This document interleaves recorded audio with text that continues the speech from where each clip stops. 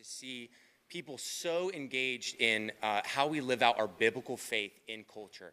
And what we do here at Turning Point USA Faith is provide resources to engage, empower, and equip the local church. We believe that the church is the hope of the world. And if we have a strong church, that's going to be downstream from culture. So I'd love to connect with you while you're here. Come see me at the back table. We'd love to provide you some resources and help, and let me be a resource to you to help equip, empower your local church. So please come and see me. I'd love to connect with you. We have great resources. Some of them are Dr. Turek over here, and we'd love to provide you with anything we can do to help equip and empower you guys. So thank you guys for coming.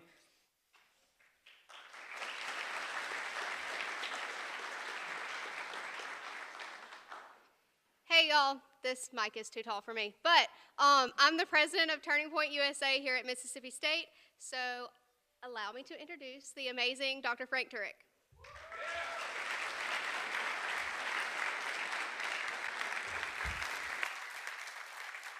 Thank you, Austin and Meg. Good evening, Bulldogs.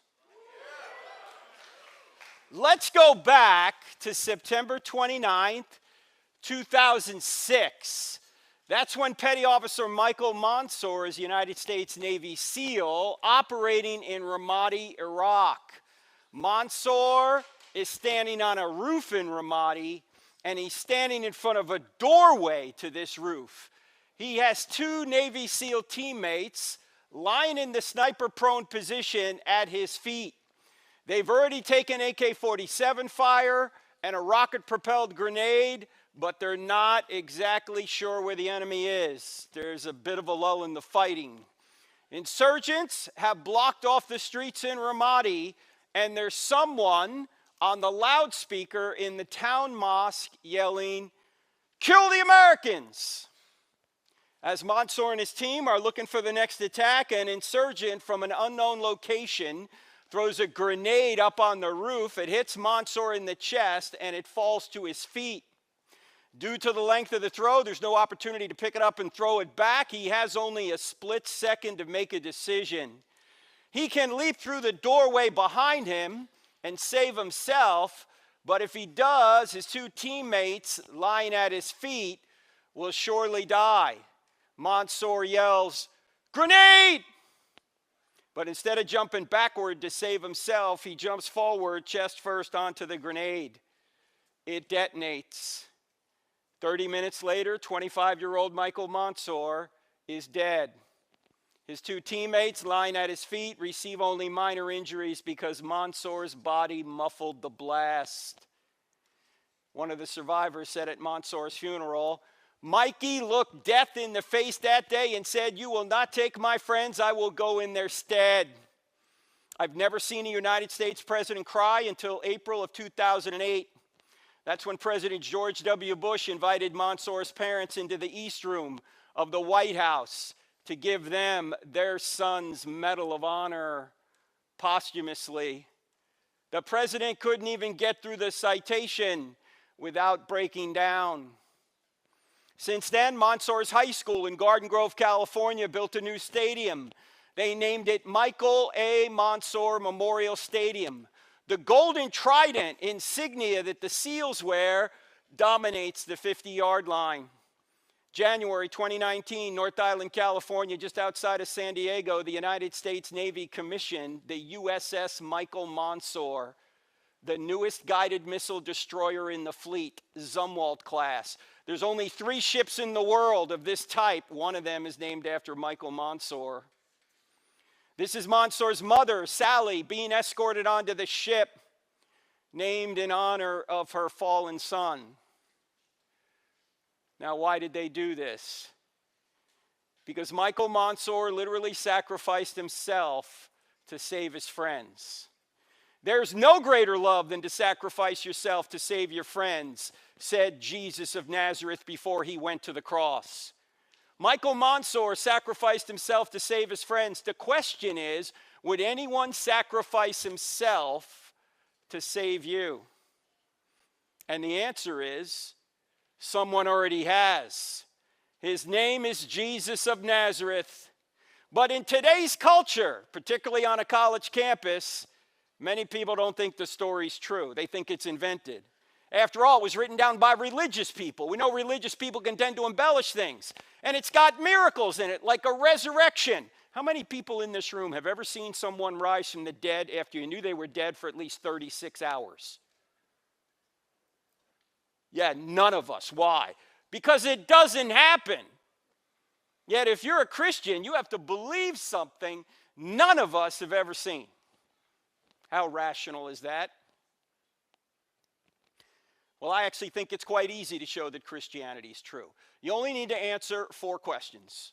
In other words, if you investigate these 4 questions, I think you'll realize that the answer to these 4 questions is yes. And if the answer to these 4 questions is yes, then Christianity's true. Not just true for me, not just true for you, but true like gravity's true. What are the 4 questions? Here are the 4 questions.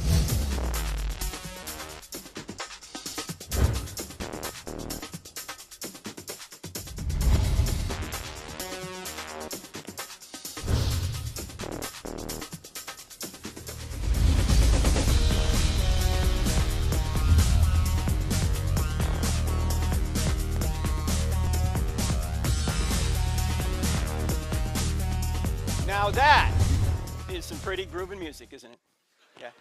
Yeah, that's from our TV show, which is on every Wednesday nights at 9 p.m. here, 8 Central, on Roku or NRB TV, which is, if you have Roku, you'll get it, or DirecTV channel 378. If you don't have Roku and you don't have DirecTV, it's on this new technology sweeping Starkville right now. It's called the internet. Have you guys heard of this? Yeah, it's on our website right there. You can watch the show streaming live at that time. We're also on radio every Saturday morning. There may be a station here. It's the American Family Radio Network, but it doesn't matter. It's podcasted. We actually do 2 podcasts a week. It's called the I Don't Have Enough Faith to Be an Atheist podcast. And what we do is we present evidence for Christianity, and we cross-examine ideas against it. Now, why are these the 4 questions? Truth, God, miracles, and the New Testament. And this is going to serve as our outline here tonight. First question, does truth exist? Why is that important? Well, you hear people saying there is no truth, or you got your truth, I got my truth, all truth is relative. Well, look, if there's no truth, Christianity can't be true. Of course, if there's no truth, atheism can't be true either, right? Now, of course, there's truth, ladies and gentlemen. I mean, if there was no truth, would you even be here at Mississippi State? What are you here to learn? Hopefully truth, not just opinion, right? If there was no truth, would you ever read a book? Would you ever be able to catch someone in a lie if there was no truth? I mean, lies presuppose truth. So we're going to deal with that first. Second question, does God exist? Christianity can't be true if God does not exist. I hope to show you tonight, by just briefly looking at 3 arguments for the existence of God, that God really does exist.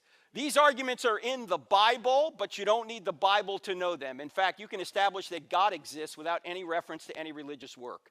I mean, did people know there was a God before there was a Bible? Of course. Third question, are miracles possible? Christianity can't be true if miracles are not possible. I just asked you if anyone's seen a resurrection. Nobody said yes. Yet I hope to show you tonight that not only are miracles possible, but the greatest miracle in the Bible, even atheists are admitting the evidence for. We'll see that tonight. Then we're going to get to the key question, hopefully. Is the New Testament true? The New Testament doesn't have a prayer. If there's no truth, no God, or no miracles. But if truth exists, God exists, and miracles are possible.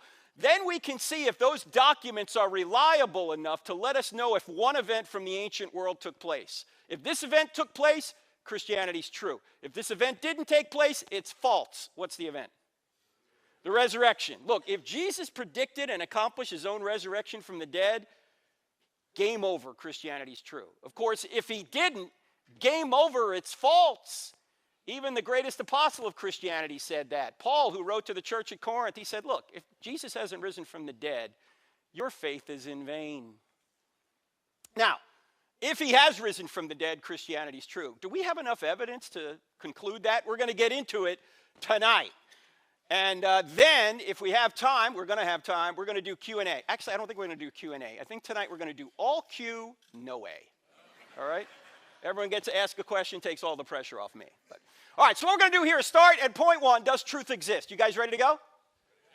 Bulldogs, you ready to go? All right, whenever you start talking about truth, you always have to start with Jack Nicholson. right? Because Tom Cruise had him on the witness stand and he said to him, Colonel, I want the truth. And Nicholson said, Bulldogs. I think the rebels would have said that better. Yeah, that was pretty weak.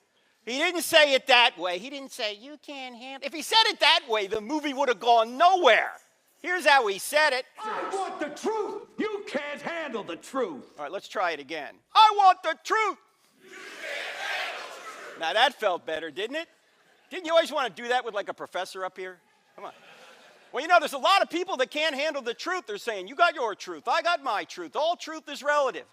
Ladies and gentlemen, if you don't get anything outside of what we talk about tonight, what we're going to talk about in the next few minutes, for me anyway, was the most important thinking skill I've ever learned. And to show you what a dimwit I was 33 years old. I already had a master's degree, and I did not know what I'm about to tell you now. And you know why I didn't know it? Because I never had a course in logic. How many people in here have had a real course in logic? Can I see your hands, please? All right, see these people with their hands up? These are the homeschoolers. See them? There they are, right there, all right? We don't teach logic in public school. If we did, things would be a lot better. Instead of teaching kids how to think, we're teaching them what to feel. And that can be dangerous. Why? Because if you just follow your feelings without reason or without moral restraint, you're going to wind up in a very dark place. So what we're going to talk about is a fundamental law of logic. It's called the law of non-contradiction. It says opposite ideas cannot both be true at the same time and in the same sense. For example, we can't both be at Mississippi State and not at Mississippi State at the same time and in the same sense. We're either here or we're not, but not both, right? Either God exists or he doesn't exist, but not both. You with me? All right. So what we're going to do is apply this law of non-contradiction to so many of the statements we hear in our culture today. This is probably the key one. It summarizes what is known as relativism and postmodernism. And it goes like this. There is no truth. If someone were to say there is no truth, you should ask that person a question. What should the question be? Yeah, if somebody says there's no truth, you have to say, is that true? Is it true that there's no truth? Because if it's true that there's no truth, the claim there is no truth can't be true, but it claims to be true. Did I say that right? I know that can give you intellectual constipation if you think about it, but that's because this is what we call a self-defeating statement. This statement violates the law of non-contradiction. If this statement is true, it's false because it claims there's no truth at the same time claiming it's true itself. It would be like if I said I can't speak a word in English. What would you say to me? Hey, man, you're using English to say it. Or it would be like if I said my parents had no kids that lived. Or my brother is an only child, right? These are self-defeating statements. And you've got to get good at recognizing self-defeating statements because they're everywhere in our culture. And here's how you do it. What you do is you turn the claim on itself. Turn the claim on itself. And you do it by asking a question. So somebody says, there is no truth. You ask the question, is that true, right? You just put is that in front of it, and typically it works. Now, you can amaze your friends with this. Why? Because you're not being unkind. You're not making statements. You're simply asking questions. They say there is no truth. You say, is that true? Let's just do a few more. How about people say this? They say there's no such thing as absolute truth. If you turn the claim on itself, you're going to ask a question. What's the question going to be? Yeah, is that an absolute truth? Or you can say, are you absolutely sure? Can everyone see this is an absolute truth claim? At the same time it claims there are no absolute truths. Or how about this? In our culture, it's said or at least intimated this way. There isn't the truth, only my truth. You know, you have your truth, I have my truth, you live your truth, I live my truth, we'll all get along. This sounds so right, doesn't it? It sounds like we all ought to believe this. It sounds so Oprah, doesn't it? Yeah, there's just one big problem with it. It violates the law of non-contradiction. Because if somebody says there isn't the truth, only my truth, you simply ask them, is that just your truth or the truth? In other words, is the statement on top here just your truth, just your personal opinion? Well, if it is, why should I believe it? But if you're saying the statement on top is the truth for everybody, can't you see the first half of the statement says there aren't any the truths? Can everybody see this is a the truth claim, claiming there are no the truth claims? Again, it's like saying I can't speak a word in English. Now, I know it's very unpopular in our culture to say this, but I got to say it anyway. There's no such thing as your truth. There's no such thing as my truth. There's just the truth. I mean, if you want to say you have your own truth, you might also say I have my own math. I mean, imagine if Austin, who was up here earlier, said to me, hey, Frank, can you hang around Mississippi State for another day? We got a lot of work to do around here for TPUSA, and if you do, if you stay all day, I'll just pay you $10 an hour. You tell me how many hours you work at the end of the day, I'll pay you. Now, actually, Austin would never do this. He doesn't pay that much. All right. But let's suppose I did, and I worked dawn to dusk. I worked 15 hours. And I say I'm done. He says, okay, what do I owe you? Okay, $10 an hour times 15 hours, you owe me $150,000.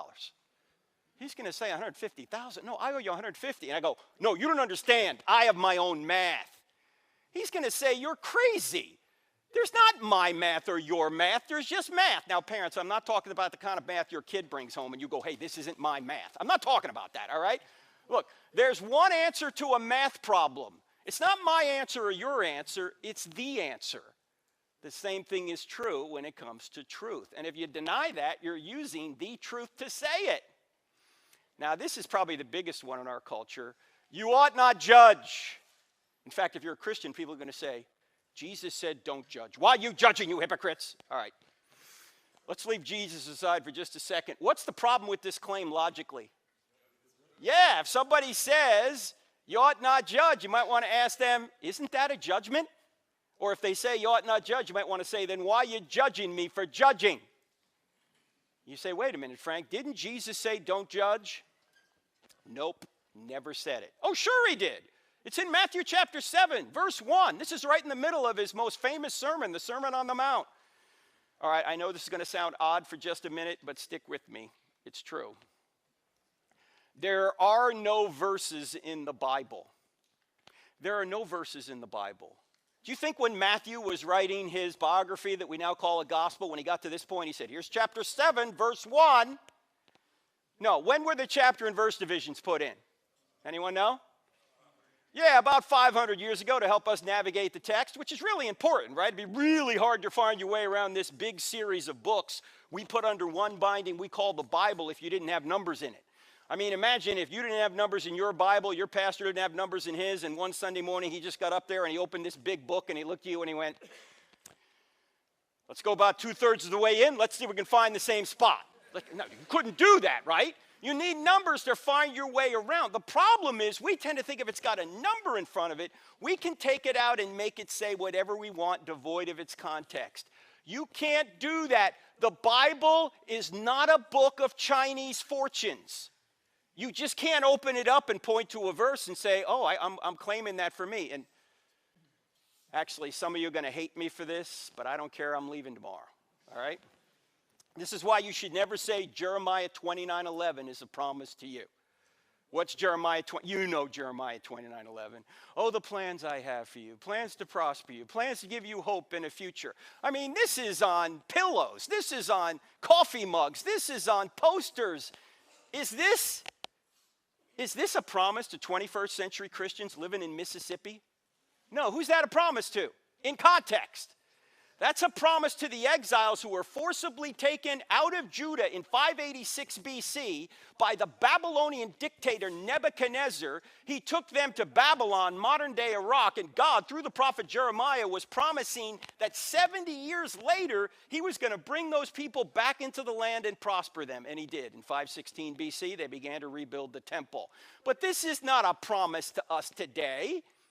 When people claim Jeremiah 29:11, I say, why don't you claim Jeremiah 44:11 as a promise to you? What's Jeremiah 44:11? Jeremiah 44:11 is the promise that God made to the exiles that went to Egypt. And he warned them, don't go to Egypt. You know what Jeremiah 44:11 says? It says, I will destroy you and all Judah. You don't see that stitched into a pillow. You don't see that on a coffee mug.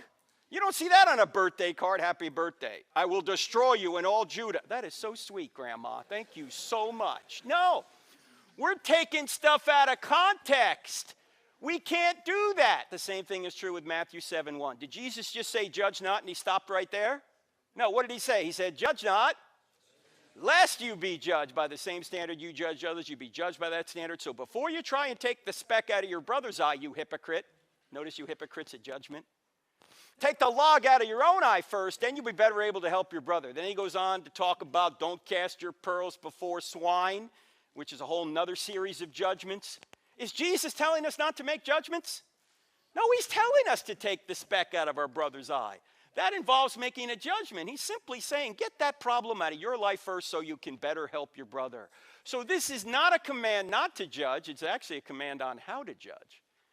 In other words, don't judge hypocritically. If you've got that problem in your life, fix it, then go help your brother. But it would be completely ridiculous to say don't make judgments. Why? Number one, it's a judgment itself. Number two, you'd be dead already if you didn't make judgments. You made 100 judgments just getting over here tonight. And now you're going, this was a bad judgment. This guy's crazy. Why are we even here? Everybody makes judgments. Atheists make judgments.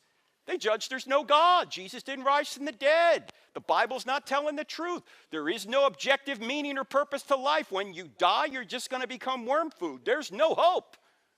Have a nice day. These are all judgments. The question isn't whether or not you can make judgments. The question is, are your judgments true?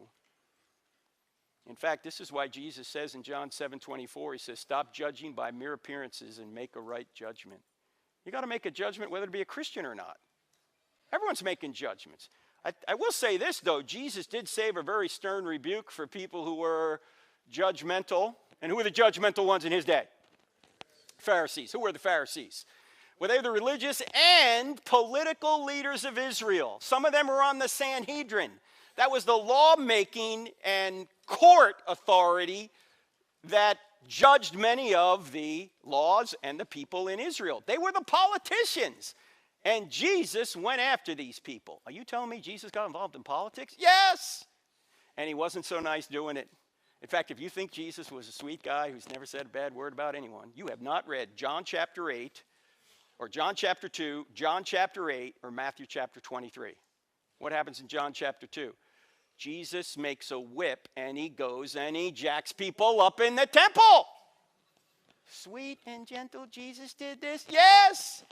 And then in John chapter 8, he's having an argument with these same Pharisee politicians. He's right in the middle of an argument with them when he says, your father is the devil. Jesus, you can't say that. That's not very Christ-like. Excuse me, I am Christ? You imagine you're having an argument with somebody and you stop right in the middle and you go, your father is the devil. Never try that with a sibling, by the way. And then in Matthew 23, Jesus really goes after these politicians. He says, woe to you scribes and Pharisees, you hypocrites. You strain out a gnat and swallow a camel. Oh, you look great on the outside. You're whitewashed tombs, but on the inside, you're full of dead men's bones. You go a mile to make a convert, and then once you make them a convert, you make them twice as much a son of hell as you are. How will you avoid being condemned to hell? What? Sweet and gentle Jesus said this? Yes. Jesus was not Barney. Can't we all get along, boys and girls? No. I came to bring a sword. It's going to divide mother and daughter, father and son. How often do you hear those passages talked about? But many of you know those passages are true because you're divided in your own family over Jesus. And you should be. If Jesus is the truth, you ought to be following Jesus. Not what your family says. Not what CNN says or Fox News says or the culture says. You ought to be following Jesus if he's the truth. Jesus didn't come to bring unity with the world. He came to bring unity in the church. In fact, why do you think they killed Jesus? Do you think he got killed for skipping around saying love your neighbor? Does that get anyone killed? No. Why'd they kill him? Because he claimed to be God. That was blasphemy to the Jews and sedition to the Romans. And secondly, he annoyed a lot of powerful people like Caiaphas, the high priest. I think Caiaphas knew Jesus was the Messiah. Why? Because right after Jesus raises Lazarus from the dead, what does Caiaphas want to do? He wants to kill Jesus and Lazarus. And he says it's better that one innocent man die than the whole nation perish. He knew if Jesus is the Messiah, his job as the leader of the temple is over. Why? In fact, where's the temple now? gone. You know where the temple is right now? Yeah, if you're a Christian or the person next to you is, those are the temples. We're living temples. And Caiaphas knew if Jesus succeeded, he would be out of a job. Jesus was tough. And by the way, if you tell somebody something that's true and they get annoyed with you, you just helped convict them. As Augustine said, we love the truth when it enlightens us. We hate the truth when it convicts us. A few military people here. By the way, I was in the Navy for 8 years, which stands for never again volunteer yourself. A few military people in here, you always get more flack when you're over the target.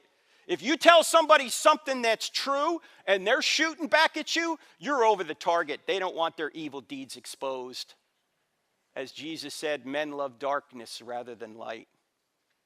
So we have to make judgments, but we got to make judgments without being judgmental. There's nobody in this room, there's nobody watching out there that's going to make it to God because you're any better than anyone else. None of us are going to make it to God on our own steam. We make it to God on what he did, not what we do. That's the whole point. Christianity is about grace. It's about what he did for us, if it is indeed true. And we're going to see as we go on that I think it is. Now, we could talk many more self-defeating statements. We don't have time. I just want to sum up this section this way. Can everybody see that this statement right here shoots itself? Can everybody see that? Which means relativism and postmodernism are false because they claim it's true that there is no truth. And as you know, we do this on a lot of college campuses. This is an event we had at the University of Wisconsin at Madison, and they love the Bible there about as much as the University of California Berkeley does. And we always have a microphone set up, and if you're not a Christian, thank you for being here, but I want to warn you that I might ask you a question if you get up to the microphone. And it's not fair for me to do that unless I ask it in advance so you can think about it. Here's the question I might ask. If Christianity were true, would you become a Christian? I've had atheists stand at that microphone in front of hundreds of people and say, no. No? Wait, I thought you claimed to be reasonable. I thought you claimed to be rational. How is it you wouldn't believe something that turned out to be true? Because they don't want it to be true. They don't want there to be a God. They want to be God over their own lives. And Christians, half the time, we want to be God over our own lives too, don't we? We're not on a truth quest, we're on a happiness quest. And we're just going to believe whatever we think is going to make us happy. Here's the problem. You know you can make yourself happy over the short term, doing a lot of fun, but ultimately selfish and sinful things. Yet over the long term, it's a disaster. And the few people in this room over 40 years old know what I'm talking about because many of us have tried it ourselves, right? I'm going to live life my way. I'm going to do whatever I want with whomever I want to do it, whenever I want to do it. No, you're not very long anyway. If you do, who's going to put up with that? If you become a complete me monster and everything is about you, you know what you're going to wind up? You're going to wind up divorced, addicted, broken, alone, and probably prematurely dead. If you want contentment, you got to go straight through truth, and Jesus is the truth. So always ask, if Christianity were true, would you become a Christian? If the person hesitates or says no, it's not a problem of the head, it's a problem of the heart. They don't want it to be true. By the way, the same question can be asked of Christians. If atheism were true, would you become an atheist? Or if Islam were true, would you become a Muslim? Or if Buddhism were true, would you become a Buddhist? Got to think about that. Or you just believe in what you want to believe. All right, there is truth out there. The next question, is it true that God exists? You guys ready to go? All right. I mentioned 3 arguments for the existence of God. There's more arguments than this, but we're just going to briefly look at 3. The first argument for God is from the beginning of the universe, known as the cosmological argument. Cosmological comes from the Greek word cosmos, which means world or universe. It says if the universe had a beginning, then it must have had a beginner. The second argument is the argument from design, known as the teleological argument. Telos is a Greek word meaning design or purpose, and it says if there's design in the universe and design in you, life, then there has to be a designer. Now, these 2 arguments have some scientific evidence behind them. We'll see some of that here in a minute. But the third argument is not scientific at all. It's more philosophical in nature. Yet it's the argument we've all known since we were very small children. It's the argument from morality known as the moral argument. And it says if there's one thing morally wrong out there, just one, Like it's wrong to torture babies for fun, or it's wrong to murder 6 million people in a Holocaust, or it's wrong to walk into an elementary school and shoot 9-year-olds. And there has to be a God. Why? Because if there is no standard beyond humanity that we're all obligated to obey, everything's just a matter of opinion. That's just your opinion against a baby torturer's opinion, your opinion against Hitler's opinion, your opinion against some school shooter's opinion. When we know these things aren't just a matter of opinion, we know those things are really wrong, so there must be a standard of really right beyond us that we're obligated to obey. That standard can only exist if God exists. Now, we'll get to that later, but we got to start right here at the cosmological argument. Now, bulldogs. You got to admit it was worth coming tonight just to see God do that. Did you see that? Some of you said, I've never seen God move. Oh, really? Check this out. Look at that. Now, this is the argument that many say points back to the big... Now, I know there's some Christians in here going, Frank, you know, we're Christians in here, and we don't believe in the Big Bang. You guys don't believe in the Big Bang? I believe in the Big Bang. I just know who banged it. In fact, the evidence for the Big Bang is so good that even atheistic scientists are admitting it. Probably the most popular scientist, atheist in the world, until he died about 7 years ago, was Stephen Hawking, who said this: almost everyone now believes that the universe and time itself had a beginning at the Big Bang. Now, Hawking, being an atheist, obviously didn't think it was God, and he failed at an explanation, but he's admitting the evidence. What's the evidence? That space, time, and matter literally had a beginning out of nothing. And it's not just Hawking. Agnostic cosmologist Alexander Vilenkin, who now teaches at Tufts University, put it this way. He said, with the proof now in place, cosmologists, by the way, a cosmologist is not someone that puts on your makeup, right? Cosmologist studies the universe. Cosmologists can no longer hide behind the possibility of a past eternal universe. There is now no escape. They have to face the problem of a cosmic beginning. Now, there's two interesting words in this quote for me anyway. First is the word proof. Unusual for scientists to use the word proof. Why? Because science by definition is tentative. New data can come in and overturn pre-existing theories. That happens quite a bit, more than you might think. But Vilenkin sees so much evidence pointing to one conclusion, he's willing to call it a proof. The other interesting word is the word problem. Why is there a problem? There's a cosmic beginning. Because if space, time, and matter had a beginning, what could have caused that? Only something outside of space, time, and matter. In other words, it can't be a natural cause that created all of nature, because nature itself didn't exist. Nature itself is the effect, not the cause.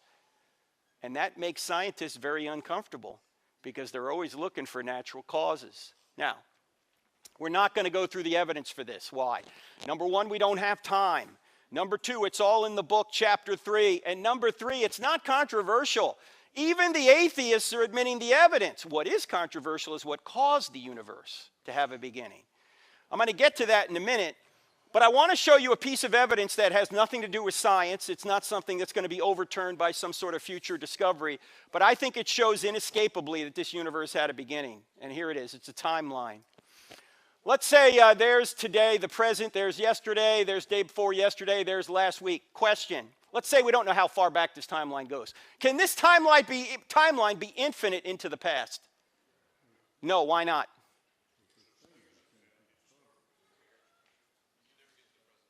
You would never get to the present day. Why?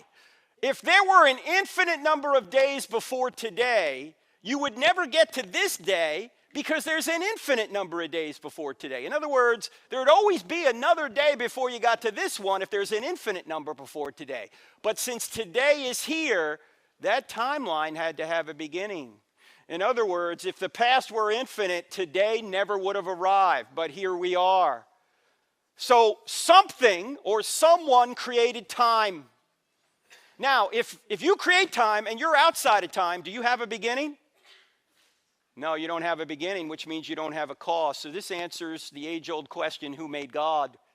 Nobody made God because God is unmade. He's outside of time. He's outside the space-time continuum, not in it, if God exists. In fact, let's just jump to the bottom line. If the universe had a beginning, it must have had a beginner. We've got two options. Either no one created something out of nothing, which is the atheistic view, or someone created something out of nothing, which is the theistic view. Now, which view is more reasonable? That no one created something out of nothing or someone created something out of nothing? What do you think? Someone. I was at Texas A&M probably 15 years ago, and an atheist said, oh, I think number one is more reasonable. I said, time out. Let's look at number two first. Number two says someone created something out of nothing. Now, that's a miracle. But at least you got a miracle worker. You got someone. Number one is a miracle with no miracle worker. That's clearly absurd. In fact, I said to the audience at A&M that night, I said, to show you how seriously we all take the law of causality. By the way, the law of causality doesn't say everything has a cause. The law of causality says everything that comes to be has a cause. There has to be an uncaused first cause. Either it's the universe or something outside the universe. So I said to A&M that night, I said, to show you how seriously we all take the law of causality, that things don't pop into existence out of nothing, by nothing, without a cause. There is nobody here in this auditorium tonight who is currently worried that as you sit here, a hippopotamus has appeared out of nothing, by nothing, in your dorm room and is currently pooping on your pillow. You're not worried about that. You're not worried that a raging Bengal tiger is just going to appear out of nothing right here in this auditorium and start devouring people, right? I mean, if the whole universe could pop into existence out of nothing, by nothing, without a cause, first of all, there goes science, because science is built on the law of causality. But secondly, if the whole universe could pop into existence, why doesn't everything do so? Why don't Corvettes pop into existence out of nothing, by nothing, without a cause? Why don't MacBook Pros pop into existence out of nothing, by nothing, without a cause? Could have saved me $3,000 if it would.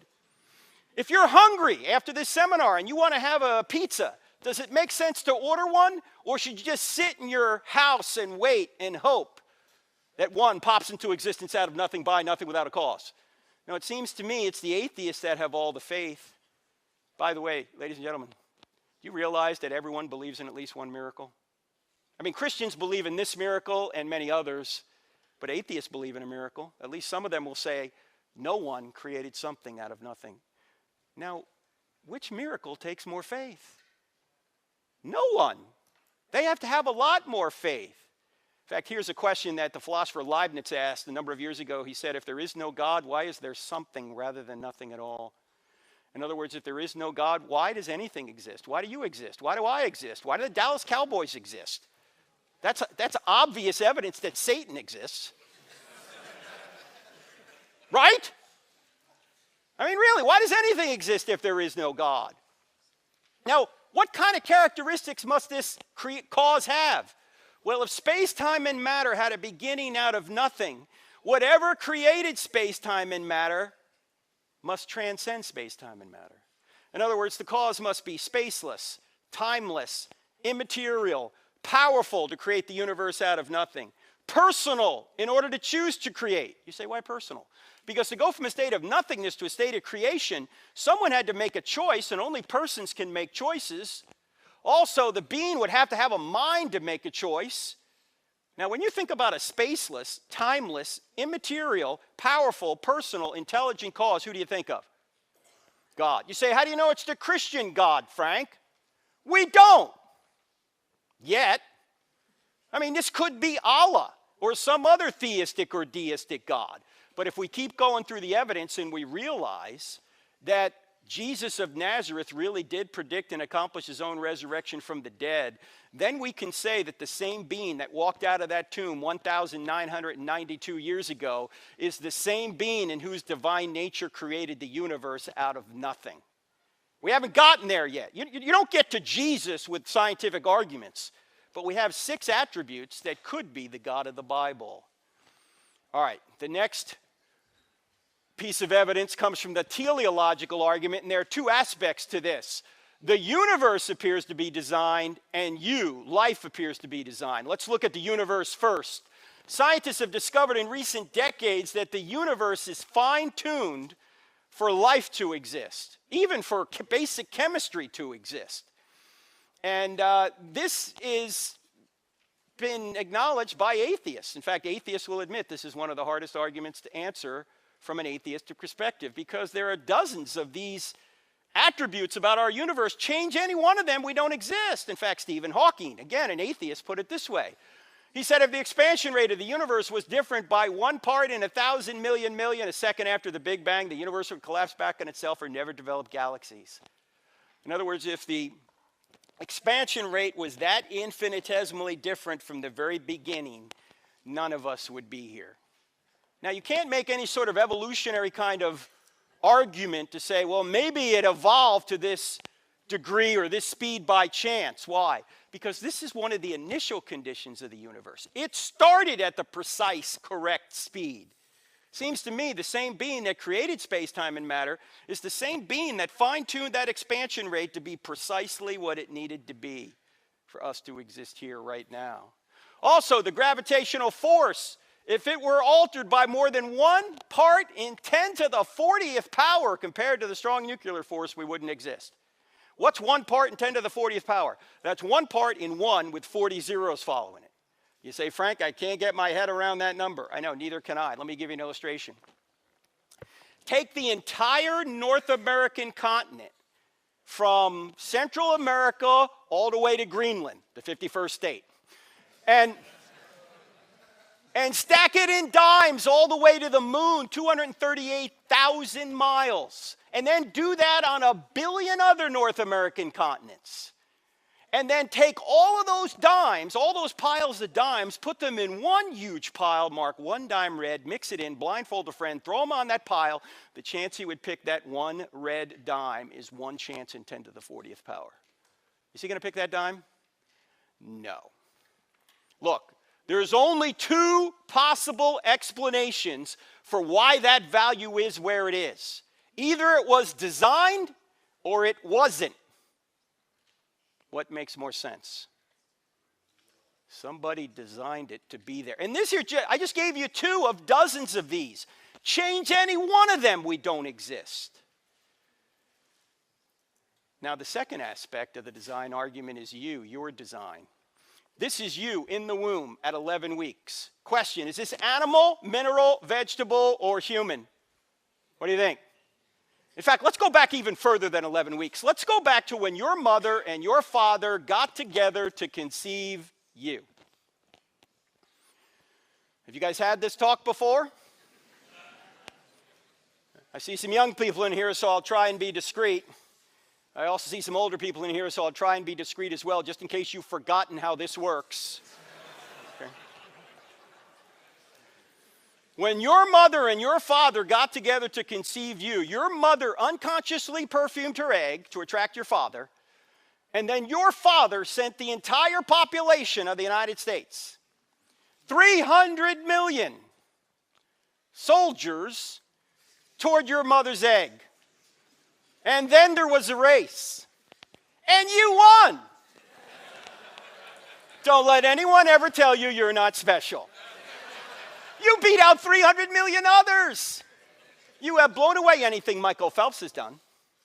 Now, seeing some of you limping here earlier makes it hard for me to believe you were the fastest soldier in the gene pool, but you were.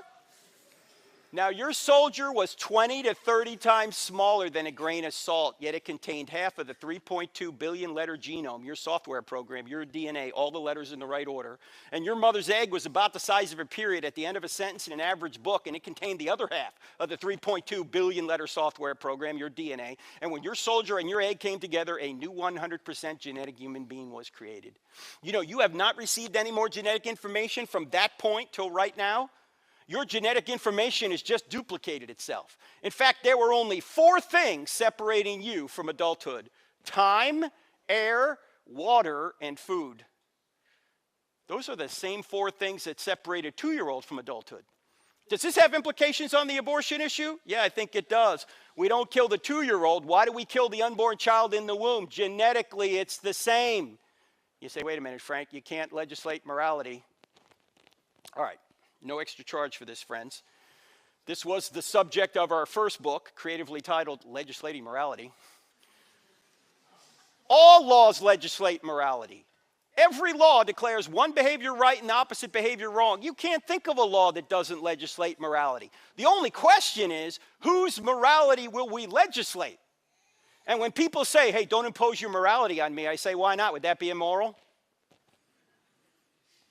Because you're imposing your morality on me right now. You're saying I ought not impose ought nots. Why do you get to impose ought nots, but I don't?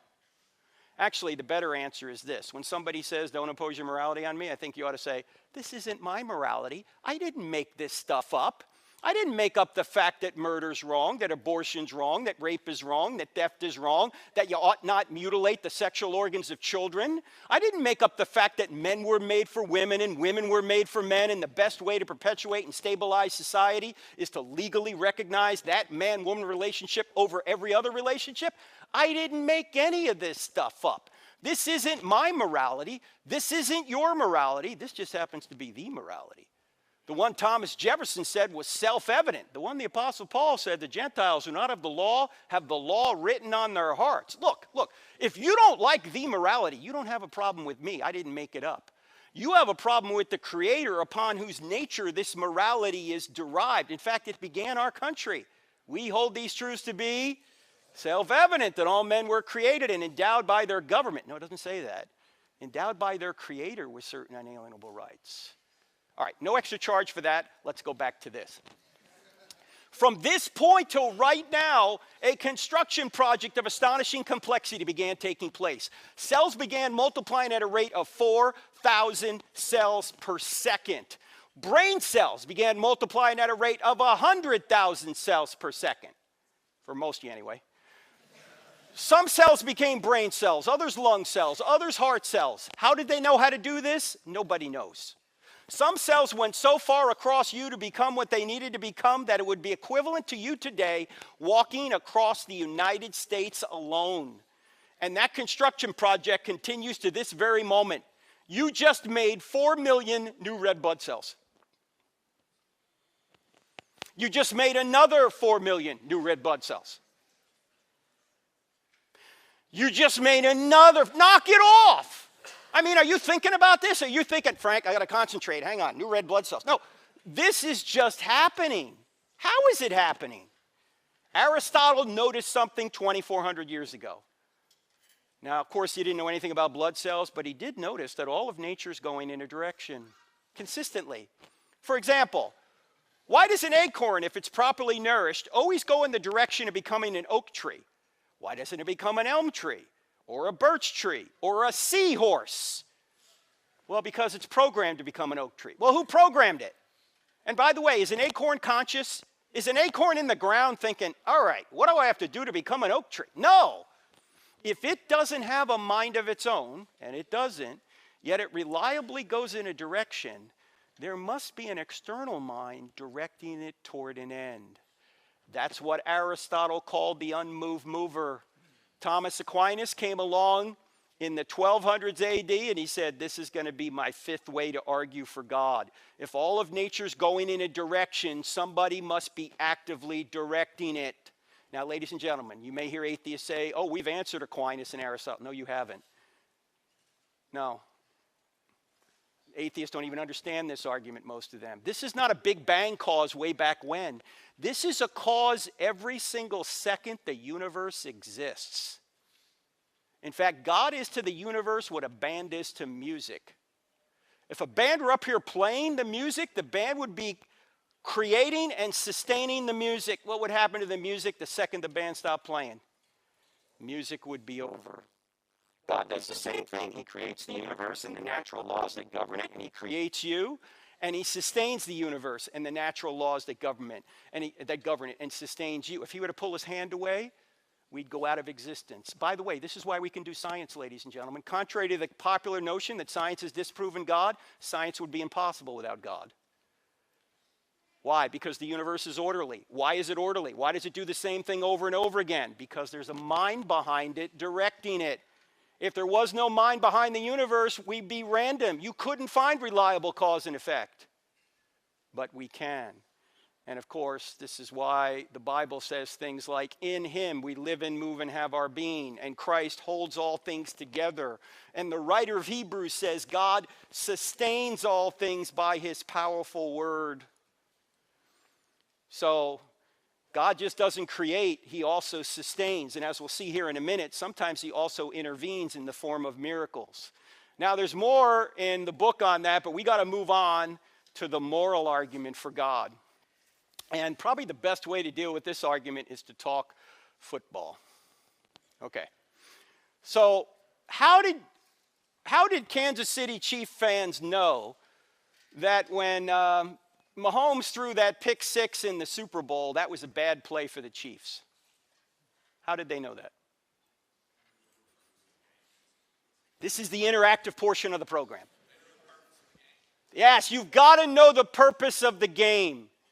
If you don't know the purpose of the game, you can't say a pick six was a bad play. Only if you know the purpose can you say the pick six takes us closer from or further from our purpose or our objective, whereas if he had thrown a touchdown, that would take us closer to. If there's no purpose to the game, you can't say this is a bad play and this is a good play. All you can say is the plays are different. Now notice in football that the purpose of the game comes from outside the game. You know, when the Bulldogs play in the stadium here, they don't create the rules. They don't create the purpose. That's all done beforehand. Same thing is true in the NFL. Who creates the rules? Well, the commissioner and the competition committee of the owners, they do that. And every once in a while, they tweak the rules. Why? Well, because, you know, football's arbitrary. The rules could be different. Well, it's true in life that the purpose and the rules come from outside the game, but they're not arbitrary because God isn't arbitrary. If there is no God, you can't say, here's the right way to live and here's the wrong way to live, because if there is no God, there is no objective purpose. It's just your opinion. In fact, if there is no God, the Nazis were not wrong. How did we judge the Nazis wrong? They said, hey, we're just following our government. And what did we say to them at the Nuremberg trials? Oh, there's a standard beyond your government. What's that standard? Well, today we call it international law. C.S. Lewis called it the moral law. Thomas Jefferson called it nature's law. Translation, that's God's nature. That's the standard. And you had a moral duty to disobey immoral orders from your government. If there is no God, there are no human rights. Have you noticed in our culture that we seem to be creating rights every 10 minutes? You notice that? And many of the people who say they have these new rights are atheists. If there's no God, there are no rights. There's not only no right to abortion, there's no right to life. There's not only no right to same-sex marriage, there's no right to natural marriage. There are no trans rights, Christian rights, human rights, women rights. If there's no God, there's no rights of any kind. It's just your opinion. If there is no God, then murder, slavery, and racism are not wrong. But we all know they are. Why? Because there's a standard beyond us that lets us know human beings are valuable, and you just can't treat them this way. If there is no God, Christians have never done anything wrong. Never. We've never done anything wrong. We've never done anything right either. In fact, how many of you have heard of Christopher Hitchens? You guys know who Christopher Hitchens was? Christopher Hitchens was a brilliant British atheist who sounded more brilliant than he was because he had a British accent. And I debated him a couple of times like 15 years ago. You can see the debates on our website, our YouTube channel. And he wrote the book, God is Not Great, How Religion Poisons Everything. And much of what Christopher says in this book is true. Religious people have done evil things. But I kept asking Christopher, what do you mean by evil? If there's no good, there can't be evil. And if there's no God, there's no good. You're stealing from God while you're arguing against him. You have to sit in God's lap to slap his face. And by the way, religion doesn't poison everything. Everything poisons religion. I poison religion because I don't live up to the pure words of Christ. But if I could, I wouldn't need him as a savior. Do you realize you can get to heaven by being good? Yeah, you can. You just got to be perfect your whole life. Too late for me. How about you? Yeah, that's why we need a savior. In fact, what is the biggest objection that you get if you're a Christian from people who are not Christians? You're a hypocrite, right? You're a hypocrite. Now, when somebody says you're a hypocrite, I think you ought to say a couple things. Number one, you're right. Of course I'm a hypocrite. But have you realized that everybody's a hypocrite? Does anybody live up to their own standards perfectly? No, we're all hypocrites. So what does that prove? And secondly, you realize you've just given an argument for God? Why? Because you're claiming it's wrong to be a hypocrite. You're claiming it's wrong to not do what you say is true. In fact, John Dixon, who is a historian at Wheaton College, asked people who think that Christianity can't be true because there are too many hypocrites in the church. He asked this question. When somebody plays Beethoven poorly, who do you blame? Who do you blame? Yeah, you don't blame Beethoven, right? So when somebody plays Jesus poorly, you don't blame Jesus. Look, just because I'm not true and beautiful doesn't mean Jesus isn't true and beautiful. I'm fallen. I need a Savior. In fact, during the debate with Hitchens, I said, Christopher, I'm a hypocrite. I can't live up to what Jesus told me to do. But if I could, I wouldn't need him. And when people say I can't go to church because there's too many hypocrites down there, I always say, come on down, pal. We got room for one more. You see, the church is a hospital for sinners. It's not a country club for saints. To say that you can't go to church because there's too many hypocrites would be like saying I can't go to the gym because there's too many out-of-shape people down there. Well, that's one reason they're there. They're trying to get into shape. And one reason you go to church is to get into spiritual, moral shape. Finally, you can't complain about injustice or evil if there is no God. Why not? Because they don't exist if there is no God. In fact, C.S. Lewis, early on in his life, was an atheist. He went through a very difficult time in World War I. His best friend was killed. And he came out of that war saying there can't be a good God because there's too much injustice in the world. Then one day he had an epiphany and he realized his argument didn't work. And he wrote it in the book, Mere Christianity. He pointed out that evil requires good and good requires God. Here's how he said it. He said, as an atheist, my argument against God was that the universe seems so cruel and unjust. But how had I got this idea of just and unjust? A man does not call a line crooked unless he has some idea of a straight line. What was I comparing this universe with when I called it unjust? You see, you wouldn't know what a crooked line was unless you knew what a straight line was. You wouldn't know what injustice was unless you knew what justice was. So Lewis is saying that there can't be evil unless there's good, and there can't be good unless God exists. Why? Because evil doesn't exist on its own. Evil is like a parasite in good. Evil is like cancer. If you take all the cancer out of a good body, you got a better body. What happens if you take all the body out of the cancer? You got nothing. It doesn't exist. It needs a good body in which to live. Evil is like rust in a car. If you take all the rust out of a car, you got a better car. What happens if you take all the car out of the rust? You got a Pinto. No, it doesn't exist. In fact, you can put it this way. The shadows prove the sunshine. In other words, in order to have shadows, you got to have sunshine. Oh, you can have sunshine without shadows. You can have good without evil.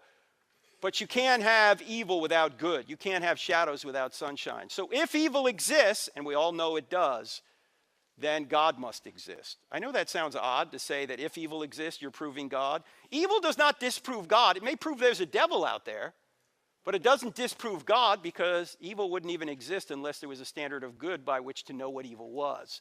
Now, this, of course, doesn't answer all the questions. Why does God allow this particular evil? We can talk about that during the Q&A. But evil is actually an argument for God, not an argument against him. Now, let's sum up these three arguments. From the cosmological argument, we can see we have a spaceless, timeless, immaterial, powerful, personal, intelligent cause who created this universe. From the design argument, we see that we get more information that this being is intelligent. We also see that he's sustaining the universe as we speak. And then from the moral argument, we can see that this is the cause that is morally perfect. So from these three arguments, we have a spaceless, timeless, immaterial, powerful, moral, personal, intelligent creator who created and sustains all things. This is the God of biblical Christianity identified without reference to the Bible. We have the attributes of the God of the Bible, at least many of them, and we haven't even opened the Bible yet. Why? Because this is called natural theology.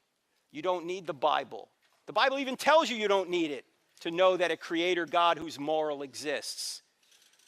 And what have we just done? We've reasoned from effect to cause. If somebody would ever ask you, why do you think God exists? You ought to say, I know God by his effects. If there's a creation, that's the effect. I'm reasoning back to a cause, a creator.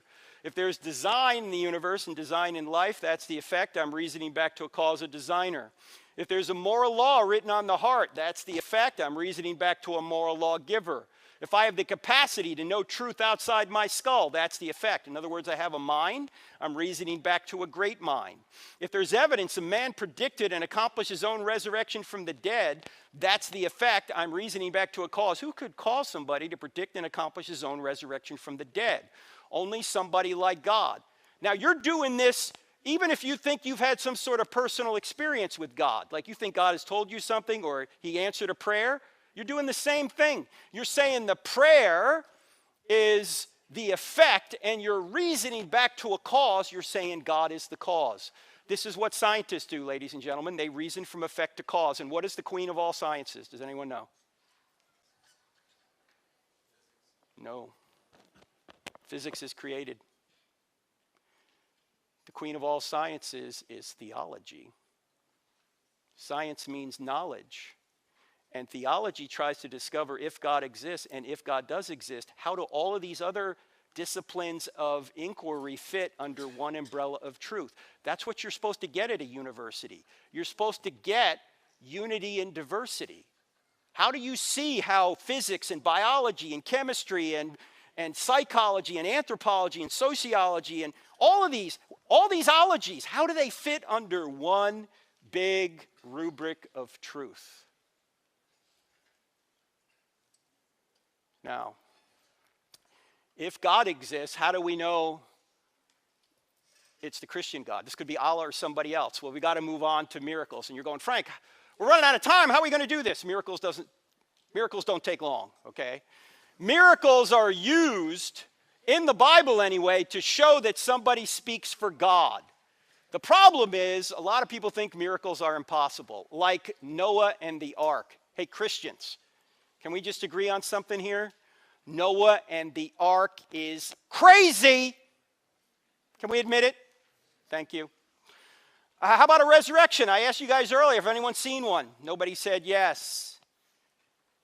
Or, for some reason, the big problem miracle in the Bible is Jonah. Is that a whale of a tale or a tale of a whale? I mean, what is the deal? Can you really believe in Jonah? Well, ladies and gentlemen, what is the greatest miracle in the Bible? No, the resurrection's easy compared to the greatest miracle. The greatest miracle in the Bible is... I got some of you a second time. Yeah. The greatest miracle in the Bible is the first verse. In the beginning, God created the heavens and the earth. Well, here's the interesting thing. The atheists are admitting the evidence for the first verse. Of course, they don't think it's God, but they're admitting the evidence. By the way, you know what Hawking's explanation was? This was in the last book he wrote, The Grand Design. This comes from page 180, and I'm quoting. He said, because there's a law like gravity, the universe can and will create itself out of nothing. Hello, McFly. What? Because there's a law like gravity, the universe can and will create itself out of nothing? You know what John Lennox, the esteemed philosopher and mathematician who happens to be a Christian who teaches at Oxford, said after Hawking wrote that? He said, when brilliant scientists talk nonsense, it's still nonsense. Gravity didn't create anything. Gravity didn't even exist. Gravity is something that describes what happens to objects once they're already created. Yet that was his explanation. Hey, ladies and gentlemen, if Genesis 1:1 is true, are these other passages at least possible? Are these other miracles at least possible? Of course Noah's crazy, unless God exists. Of course resurrections don't occur, unless God exists. Of course Jonah's a fairy tale, unless God exists. You say, well, I can't believe in miracles because I've never seen one. You know how many things you believe in you've never seen? You believe in your mind. Have you ever seen it? You're using it right now, I hope. You believe in the laws of logic, the laws of mathematics. Have you ever seen those? You're using them right now. You believe in justice. Have you ever seen justice? It's not something you see. You may have treated people justly or unjustly or seen it happen, but you don't see it in itself. It's an immaterial virtue grounded in the nature of God. You've never seen love, and everybody believes in love. In fact, in the second debate with Hitchen, some student at the College of New Jersey asked Christopher this question. He said, Christopher, what is love? And Christopher, being a materialist, thinking that everything's made of molecules. In other words, Christopher thinks you're just a moist robot, that everything you do and think is just because physical molecules are bumping into one another. You don't have free will, you don't have a mind, you just have a brain, you don't have a soul, you just have a body. He had to come up with a materialistic answer to the question is, what is love? So eventually, you know what he said love was? He said, love is a chemical. Somehow I don't think that would endear him to his wife. Honey, do you love me? Yeah. Why? Because I got the chemical today. You know, tomorrow I might not have it. No, love isn't a chemical. It's a decision to seek what's best for the other person according to God's will, for better or worse. You've never seen gravity. Frank, there it is. It's right there. No. You're not seeing gravity. What are you seeing? You're seeing the effects of gravity. You've never seen George Washington, yet you believe he existed. Why? Because he's left effects behind that are best explained by a man who lived from 1732 to 1799. And you've never seen Jesus in the flesh either. But I think if you look at the evidence, you should believe he existed because he's left effects behind that are best explained by Jesus of Nazareth. And by the way, I know people say, well, why don't we see more miracles today? First of all, miracles have to be rare if they're going to get our attention. If miracles happened all the time, they wouldn't have the same effect, right? I mean, imagine if resurrections occurred routinely. What would the resurrection of Christ mean?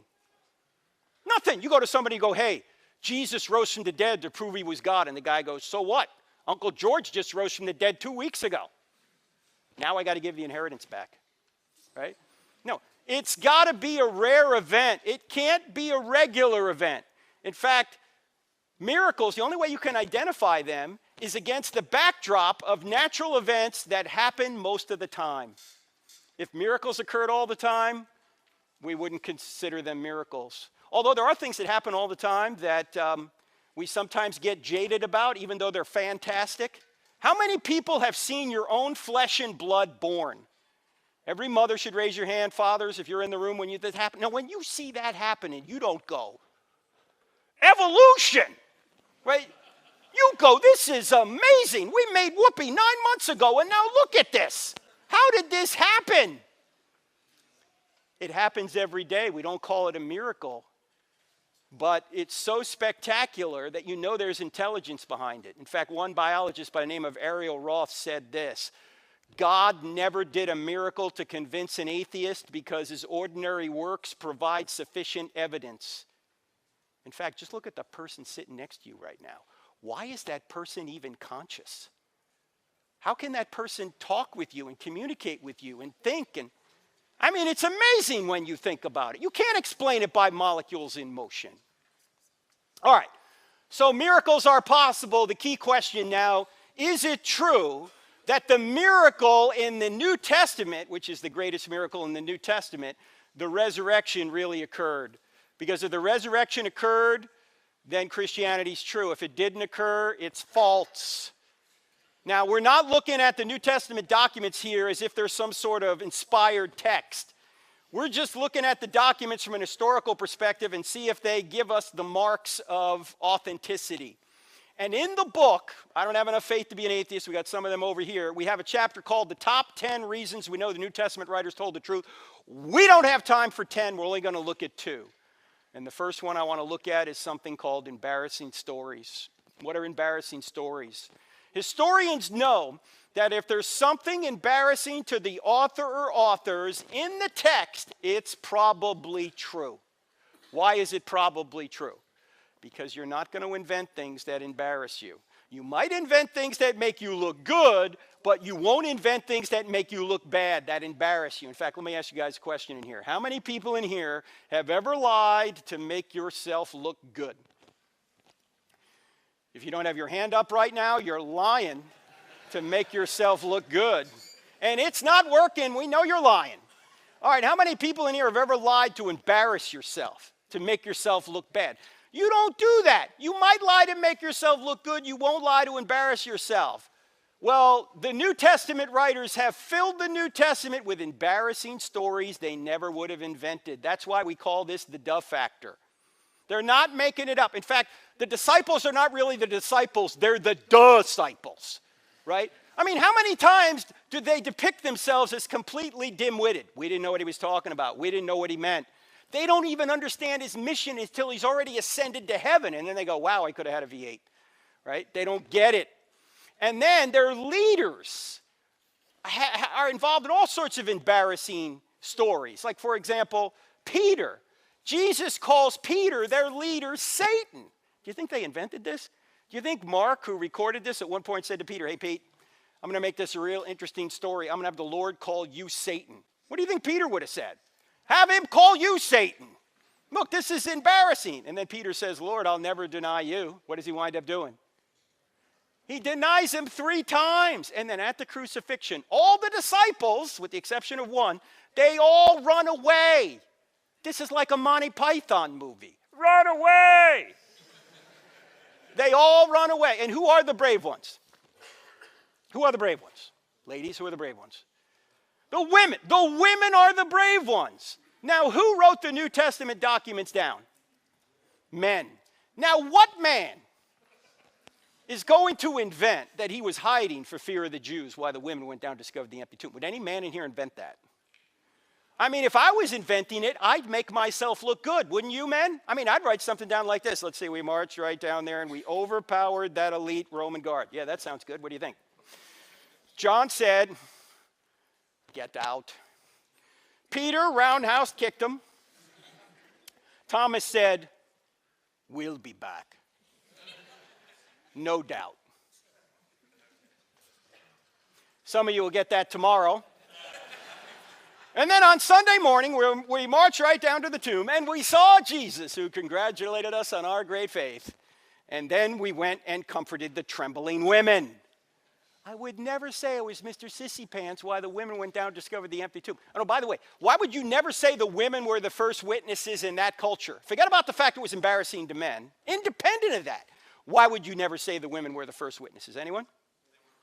Yes, because a woman's testimony was not considered on par with that of a man. So if you're making up the New Testament story, you'd only have the men be the first witnesses. Yet all 4 Gospels say the women were the first witnesses, which is telling us what? They really were. In fact, one of the women was a formerly demon-possessed woman. Gee, what a great credible witness you got there. Formerly demon-possessed, right? I actually had a woman come up to me once after one of these seminars, and she said, hey, Frank, I know why Jesus appeared to the women first. I said, why? And she said, because he wanted to get the story out. I said, that is an excellent point. I had not thought of that, because ladies, when your man comes home from work, does he say much? There could have been a nuclear explosion down at the plant. He's not going to tell you. You'll see it on the news before you hear it from him. You'll be watching the news going, hey, hon, what? Oh, yeah, I forgot to tell you. The nuke blew up. I've been hot for 3 days. What's for dinner? He's not going to tell you. We were at the University of Cincinnati about 1.5 years ago, and a guy came up to me after and he said, you think that's bad? He said, I have a friend who was on a plane, a private plane, with just he and the pilot. And the pilot died mid-flight. And my friend did not know how to fly the plane, didn't know how to land the plane. So just like in the movies, the tower talked him down. When he got home that night, his wife said, honey, how was your day? He said, same old, same old.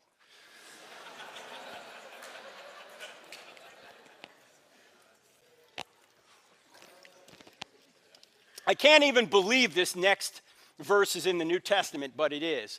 You know when Jesus takes his disciples on the hill in Galilee in Matthew 28 to give them what we call the Great Commission? Go therefore, make disciples of all nations. Notice he doesn't say make believers. He says make disciples. There's a difference. Anyway, as he's giving them the Great Commission, it says of the disciples who are watching him give the Great Commission. This is Matthew 28:17. It says, some believed, but some doubted. What? He's standing resurrected right in front of them, and they're doubting. Talk about embarrassing. It's like they're standing there going, you see that guy over there? Yep. That guy over there is Jesus. Oh, no, it can't be Jesus. He was just killed not long ago. No, I'm telling you, it's Jesus. Jesus is dead. The Romans killed him. I'm telling you, it's him. Do you know what the Romans did to him? They whipped him. They beat him. They put nails in him. They put a spear in his side, punctured his heart. Blood and water came out. I'm telling you, Jesus is dead. And in fact, if they didn't kill him, the Romans could have been killed themselves for failing at the execution. It can't be Jesus. It is Jesus. It can't be. It is. How do you know?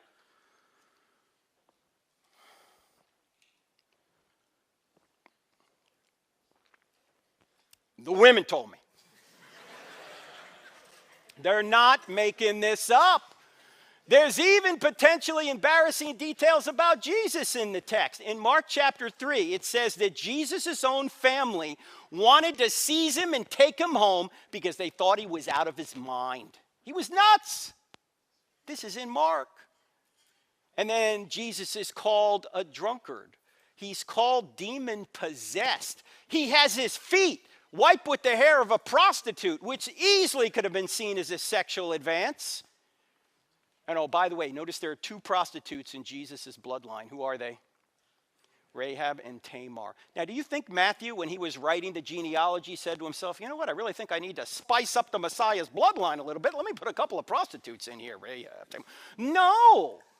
I mean, this is embarrassing. In fact, there's a lot of embarrassing people in the Messiah's bloodline. Judah, from where we get the term Jew from, not a good guy. Judah's the guy that sold his brother Joseph into slavery and then slept with his daughter-in-law who was posing as a prostitute, Tamar, and he's in the bloodline of the Messiah. David, a man after God's own heart. Yeah, but he's a liar, adulterer, and a murderer. Gee, I guess there's hope for the rest of us then, huh?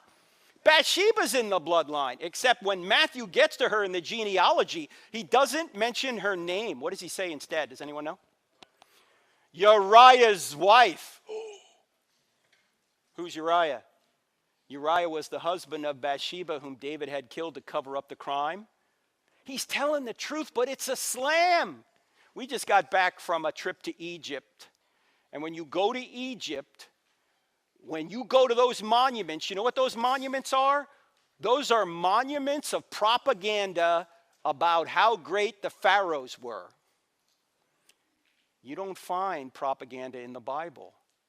In fact, Dennis Prager rightfully said this. He's a conservative Jewish man. He said, the reason I know the Old Testament is true is because no people group would ever invent such an embarrassing history of themselves.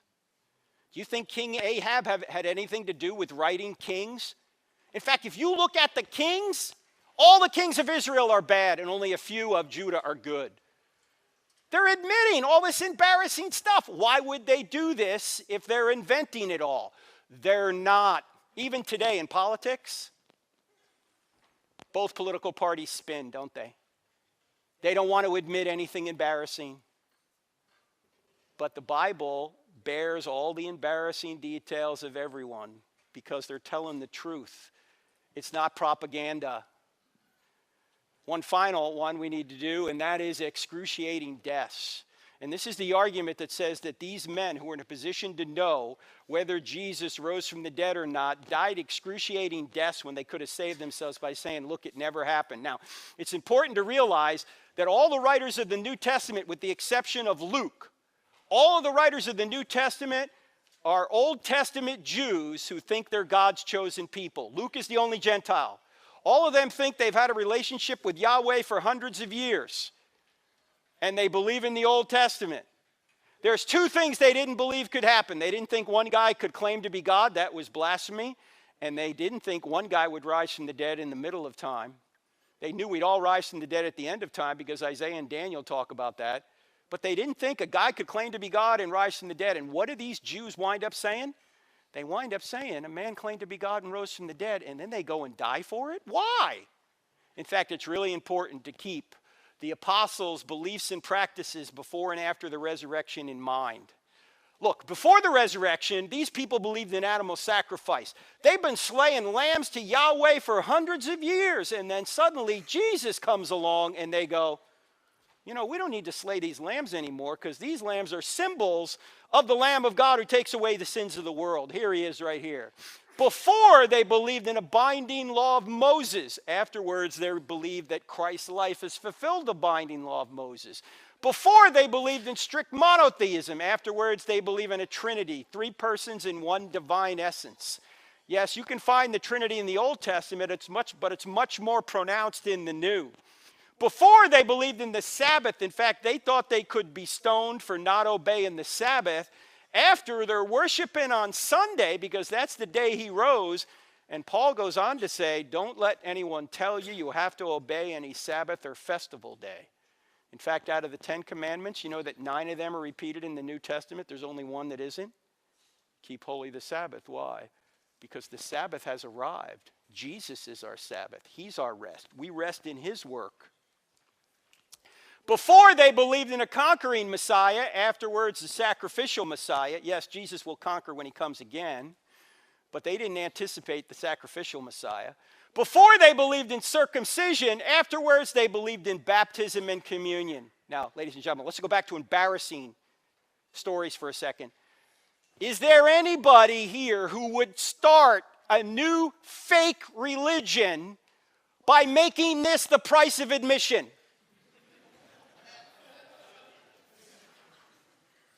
Would anybody do that? Circumcision? What do I got to do to join your group? What? No, I'm out. Nobody would do this. Now, ladies and gentlemen, what would have caused these pious Jews who thought they were God's chosen people for hundreds of years to abandon all these sacred beliefs on the left and adopt all these new beliefs on the right? The only thing I can think of is what psychologists call an impact event. What's an impact event? An impact event is an event that is so dramatic in your life that it could cause you to turn around 180 degrees just like that. Some impact events are so dramatic that although you might not remember what you had for breakfast this morning, you'll remember an impact event that happened 5, 10, 20, 30, 40, 50, 60 years ago if you're old enough. In fact, there may only be a couple of you in this room that can answer this question, but I'm going to ask it anyway. If you can remember where you were and what you were doing November 22nd, 1963, hold your hand up and hold it up high. All right, ladies and gentlemen, you see these few people with their hands up? These people are very old. November 22nd, 1963 is my earliest memory. I was 2 years old in 2 days. Yes, I'm 63 years old now. I know. I don't look a day over 62. In fact, when I turned 50, my wife was very encouraging. She said, honey, you're going to live to be 100. I said, how do you know? She said, because you look half dead already. Anyway, November 22nd, 1963, I'm a toddler. I'm standing in the living room in our home in Wanamassa, New Jersey, and my mother is sitting on an ottoman in front of a black and white TV, weeping uncontrollably. Mommy, Mommy. I'd never seen her cry. It was a total impact event, a shock. They killed the president. President Kennedy assassinated that day. I can still see my mother right now in my mind when she was 26 years old, sitting on that ottoman. She's 87 today. But I can see her when she was 26. I don't remember anything before that, and very little after that. Where were you when the second plane hit the tower, those of you that are old enough? On 9/11, I was in my home in Charlotte, North Carolina, and I had the TV on behind me, and I had seen the tower had been hit, the first one, and I was on the phone to a pastor on the north side of town. And we were talking about what the topic would be if I came to his church to speak. And I said, do you have the TV on? He goes, yeah. I go, well, maybe a Cessna hit the World Trade Tower. That, you know, Cessnas have hit buildings before. I thought that might have been it. And we're talking, my back's still to the TV, and he screams into the phone, the second tower just got hit. I turned around, look at the TV, the second tower's on fire. I said, was it a Cessna? He said, no, it looked like it was a United plane, a passenger plane. I said, you saw that? He said, it just happened on live TV. I said, look, let me call you back. I hung up the phone. And for some reason that day, I had CNN on, the communist news network. And I'm not making this up, but the commentator on CNN said, one has to think there's some sort of navigational error here. I said, navigational error? You dimwit. This is the clearest day in the history of the Big Apple. What do you think, the pilots can't see where they're going? You think Stevie Wonder's flying these planes? I mean, come on. This is terrorism. I said, we're going to come to your church. I called that pastor the next day. I said, we're going to come to your church and talk about Islam because that's what this is related to. Now, 9/11 was over 23 years ago, and those of you who are old enough can remember where you were and what you were doing. But if I were to ask you where you were 23 days ago, most of you are going to go, I don't know, let me look at my iPhone. What was I doing 23 days ago? Why can you remember something from 23 years ago but not 23 days ago? No impact event 23 days ago. Impact event 23 years ago. Where were you when Trump was shot last summer? When you first heard? My mother called me. I was outside. Trump was shot? What? Is he dead? What happened? Well, he's standing up. There's blood all over his face. What? We were glued to the TV for 2 days. What happened? You can remember it. Impact event. Do you think that a resurrection would have been an impact event? Would they have any trouble remembering what he said or did after an impact event like that? No, and that's the only way I could figure out why they would have abandoned everything on the left and adopted everything on the right and then went to their deaths for it. They saw something very impactful. In fact, what did the New Testament writers have to gain by making up a new religion? What did they have to gain? Well, they got kicked out of the synagogue, then they got beaten, tortured, and killed. Last time I checked, that was not a list of perks. And then they had every motive to say the resurrection did not happen, not every motive to say it did. In fact, I get this question. If you're a Christian, you might get it. The question is, are there any non-Christian writers that talk about Jesus and the apostles? Yeah, they're not eyewitnesses, but there's several. They're all in chapter 9 of I Don't Have Enough Faith to Be an Atheist. But you know that question, I think, normally has an illicit assumption under it. What's the illicit assumption? The illicit assumption is that people think, well, you know, you really can't trust these New Testament writers because, you see, they were biased. They were Christians. You've got to look at what the non-Christian writers say to figure out what really happened. If you think about that for more than 5 seconds, you realize how stupid that claim is. What did these people have to gain by saying it was true? They had everything to lose by saying it was true. Now, some of you may know my friend J. Warner Wallace, the cold case homicide detective, who's been on Dateline more than any other homicide detective because he solves murders that are decades old. And Jim says that whenever he finds a murdered body, he knows that that particular murdered victim was killed for one or more of 3 reasons. He doesn't have to track down 1,000 motivations.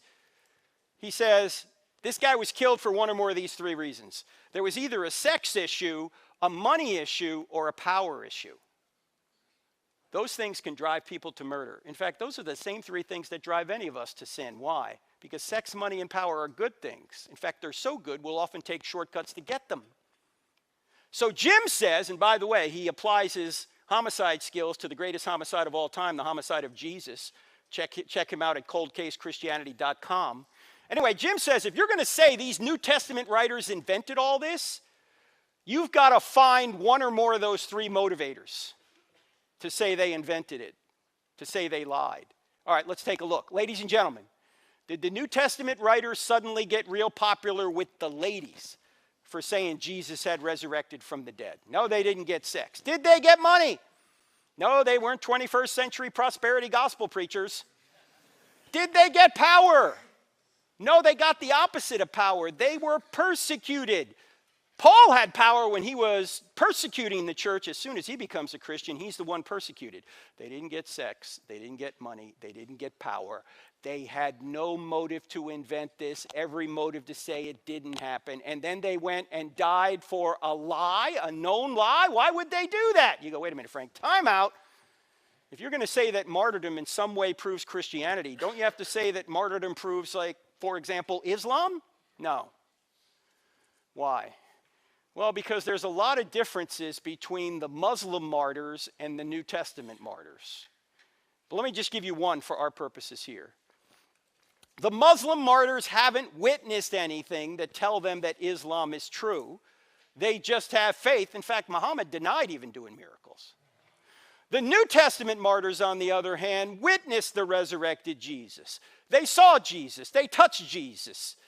They ate with Jesus. They verified with their own senses that Jesus had risen from the dead. Some people will die for something they think is true, but is really false. Nobody will die for something that they know is false. And the New Testament writers were in a position to know it was true. It wasn't false, and that's why they went to their deaths. You can't get better evidence than that unless you were there yourself. Now, the last thing I'm going to say is going to sound like heresy for those of you in this room who, like me, think the Bible's the inerrant word of God. But it's not heresy, just stick with me. Christianity is not true because a series of documents we put under one binding we call the Bible says it's true. In fact, Christianity would be true if the Bible never existed. You say, how can that be? Ladies and gentlemen, do you realize there were thousands of Christians before a line of the New Testament was ever written? Why? Because Christianity did not originate with a book. Christianity originated with an event, the resurrection. Then they wrote about it and it became a book.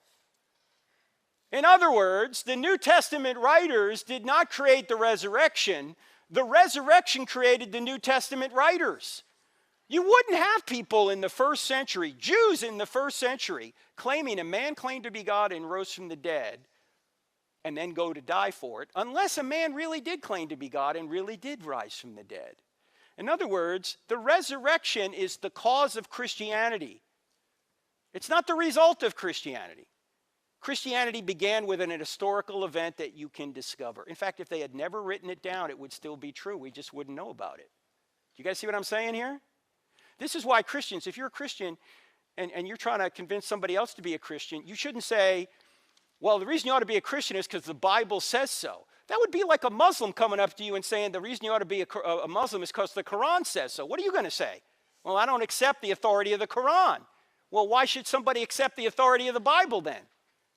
You should give them evidence that what's in the Bible is true, particularly on the resurrection. If you do that, then you can say you ought to be a Christian because Jesus rose from the dead. Look, if Jesus didn't rise from the dead, but the rest of the Bible's true, Christianity's false. Do you see what I'm saying? All right, so let's sum it up. Does truth exist? If somebody says there's no truth, you're going to ask, is that true? Does God exist? First argument. Cosmological, second argument. Teleological, third argument. Moral argument. From those three arguments, spaceless, timeless, immaterial, powerful, moral, personal, intelligent creator who created and sustains all things. Are miracles possible?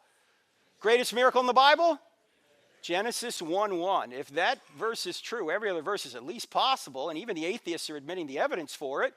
And is the New Testament telling us the truth about the resurrection? We only looked at 2 out of 10, but it appears they are telling us the truth, and if that's the case, you can make the case the entire Bible is the Word of God, which is what we do in the book.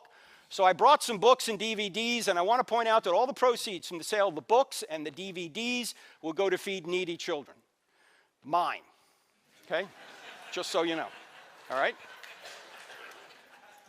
First of all, we brought the book. This argues from the ground up. This is the DVD set that's about 10 hours long, and you can get workbooks on our website and take other people through it. You can even do it online, so that's why I still don't have enough faith to be an atheist. That's me presenting it with Q&A. It's about 10 hours long. Down here, people have said, hey, Frank, this book's 400 pages. Can you shorten it? Yeah, how about a comic book? That's it right there. That's great for kids. You know, it'll take you 10, 15 minutes to read, but it's well illustrated by my friend Keith Carter, who's worked for Disney, USA Today, and Star Wars and all those groups. Very well done.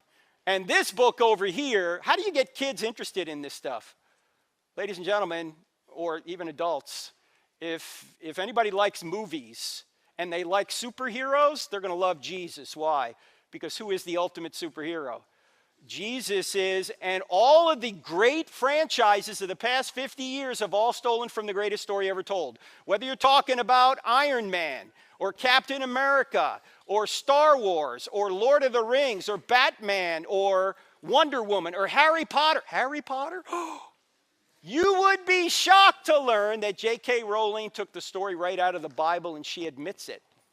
And that's what that book is about. So if you know people that like superheroes, they're going to love Jesus.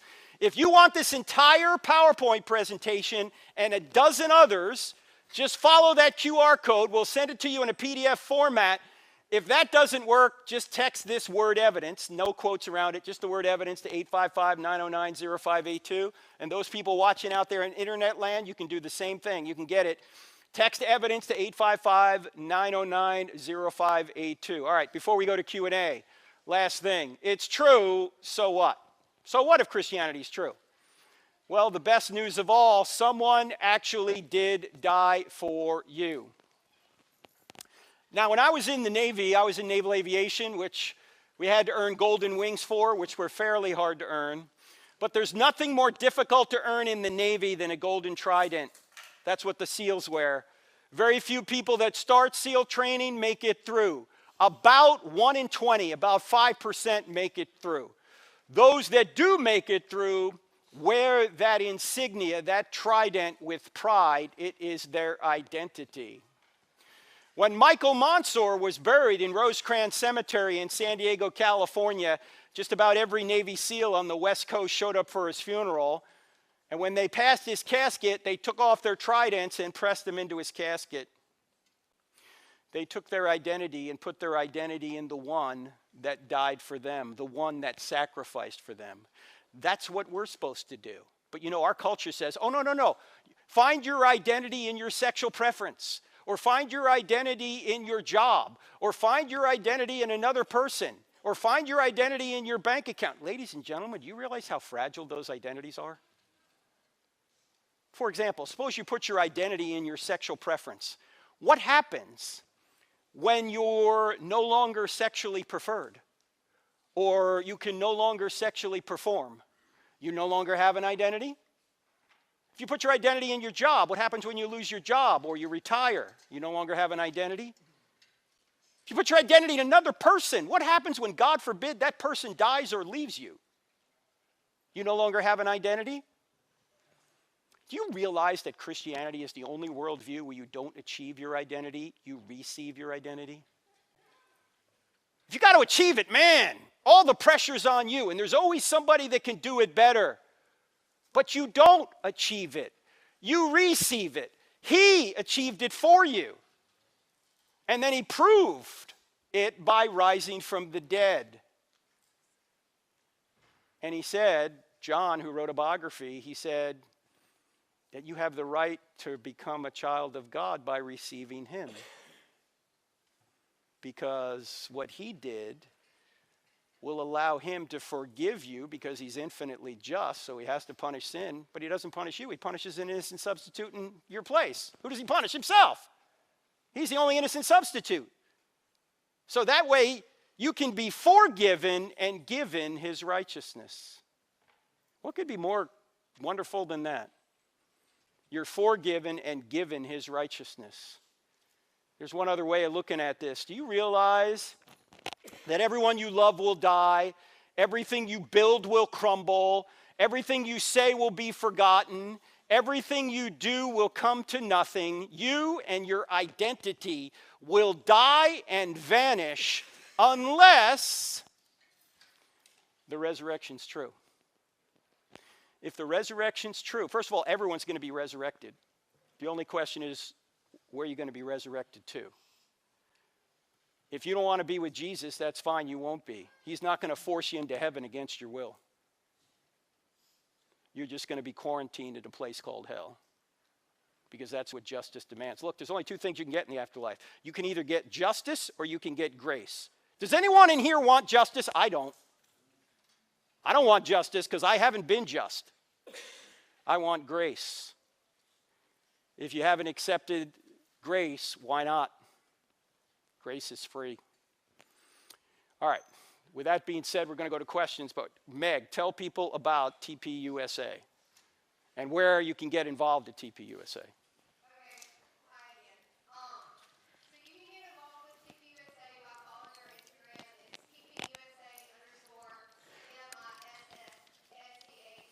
Okay, so just follow that account, and then if you want to get involved on campus, the group link is in the bio.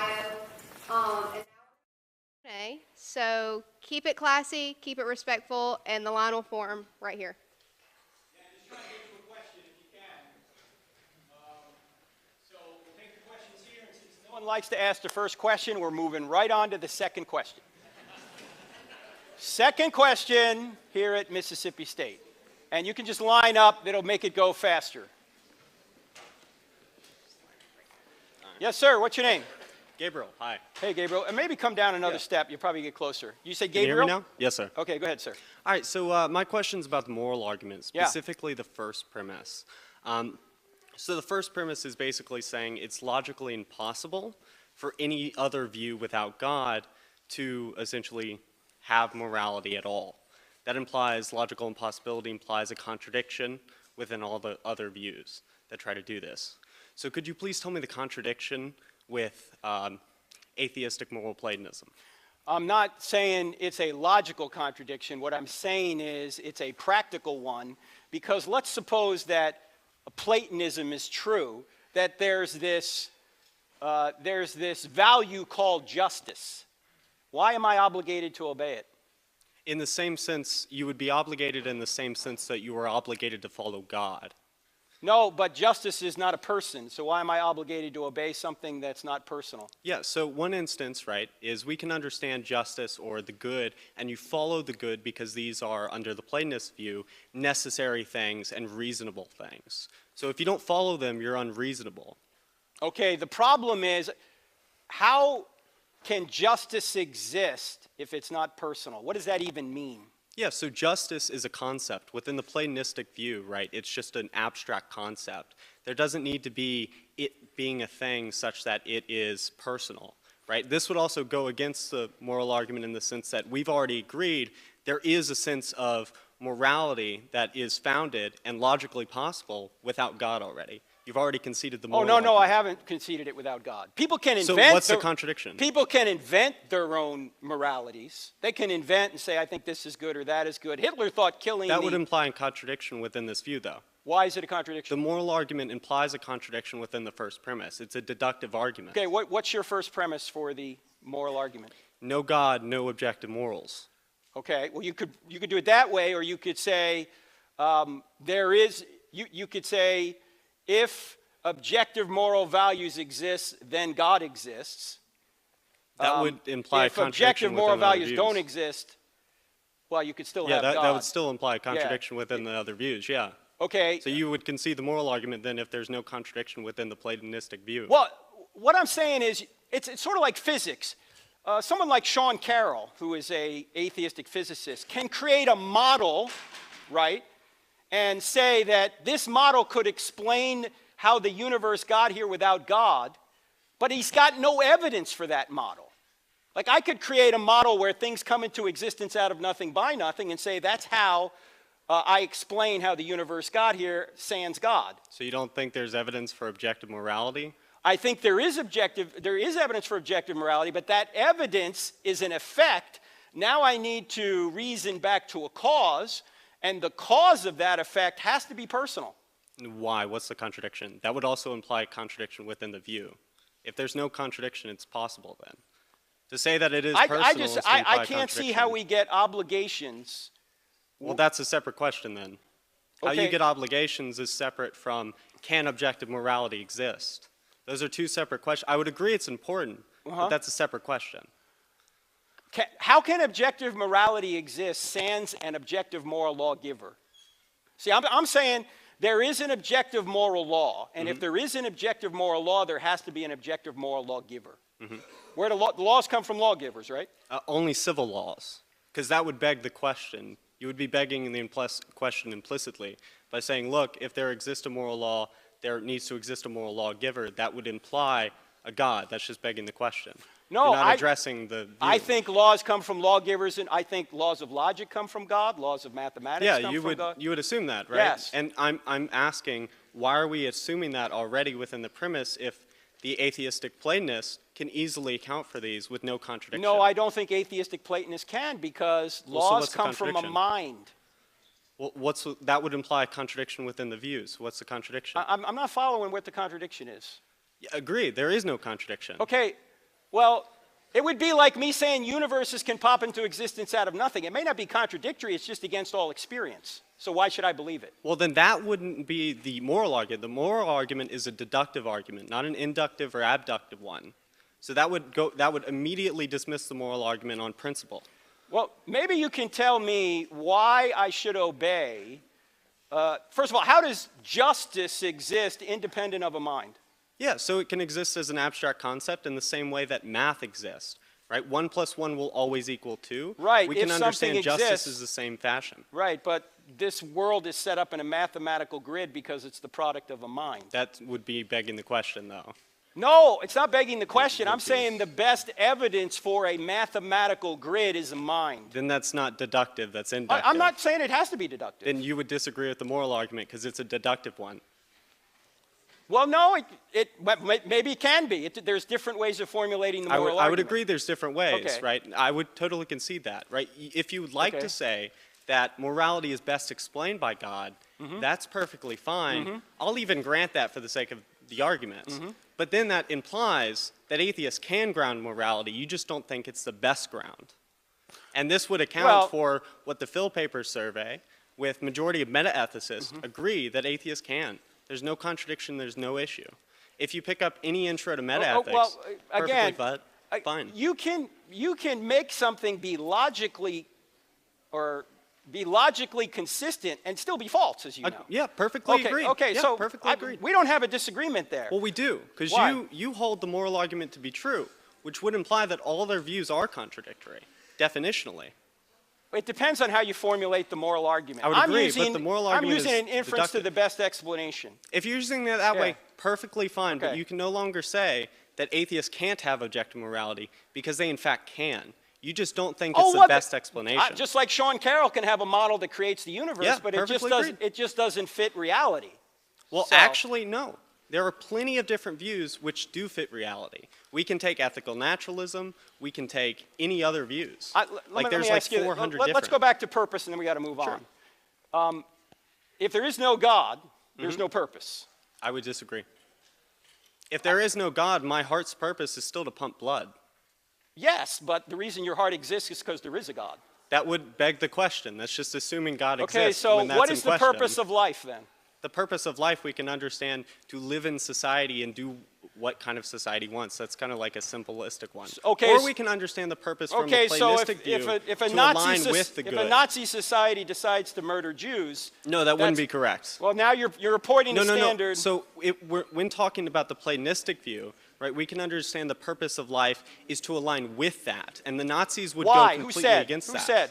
No, that's just what the Platonistic view is. Okay, and well- we can understand going with the Platonistic view leads to goodness, happiness, and life. And we can see this empirically. Yeah, well, again, you're assuming a standard of what goodness is, what happiness is. You're assuming all those standards. You also assume that with God. Without a standard giver, which No, I the think standard God. is the objective moral laws that exist. It doesn't exist sans God. Well, but what's thank the you. contradiction then? Thank you. Can I give you a book? Would you read it? Sure, I'll read it, but what's the contradiction? If Christianity were true, would you become a Christian? Yes, of course. Okay. What's the contradiction, though?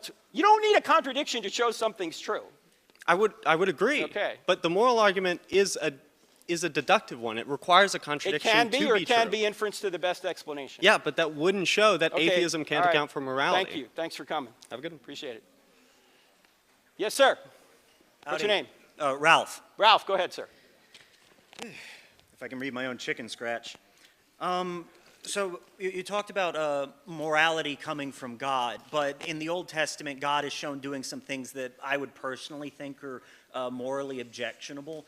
My main example is stoning. He commands a lot of stoning for seemingly minor infractions. I don't know if you've seen a stoning. They still happen. There's videos of them. They're not quick. They're really unpleasant. My question is, how can you say that God provides our morality while at the same time he commands these really gruesome methods of execution that I would argue are immoral when you could just as easily do a much quicker form of execution. Okay, my question is, are you a Christian? No, What standard are you using to evaluate that as being wrong? my own. And I would hope you would also find stoning bad. Right, but if I don't have a standard outside myself, that's just my opinion. The problem is the standard is God commanding it. Like Okay. in the Bible, it says God commanded to do it. Are you And- saying and- stoning is all right? And what was the stoning for? It depends. Let's see, Exodus 19:12 through 13, people were stoned if they walked towards Mount Sinai, including animals. Animals were also stoned if they happened to walk towards Mount Sinai. Deuteronomy had astrology. Leviticus 20 had mediums. Leviticus 24 had blasphemy. If I say right now God sucks, that's grounds for people to take up rocks if I was in ancient Israel and kill me over 10 minutes or so. Okay. How is that moral? Well, first of all, when God orders a killing, does he have the right to do that? I don't think so. If God exists, does he have the right to do that? It doesn't matter if he has the right. Is it moral? Is it good? Like he killed. So, for example, David, when he had his affair with Bathsheba, it says God killed his son out of revenge for it. But he didn't just take him away quickly. The kid died over 7 days of a disease.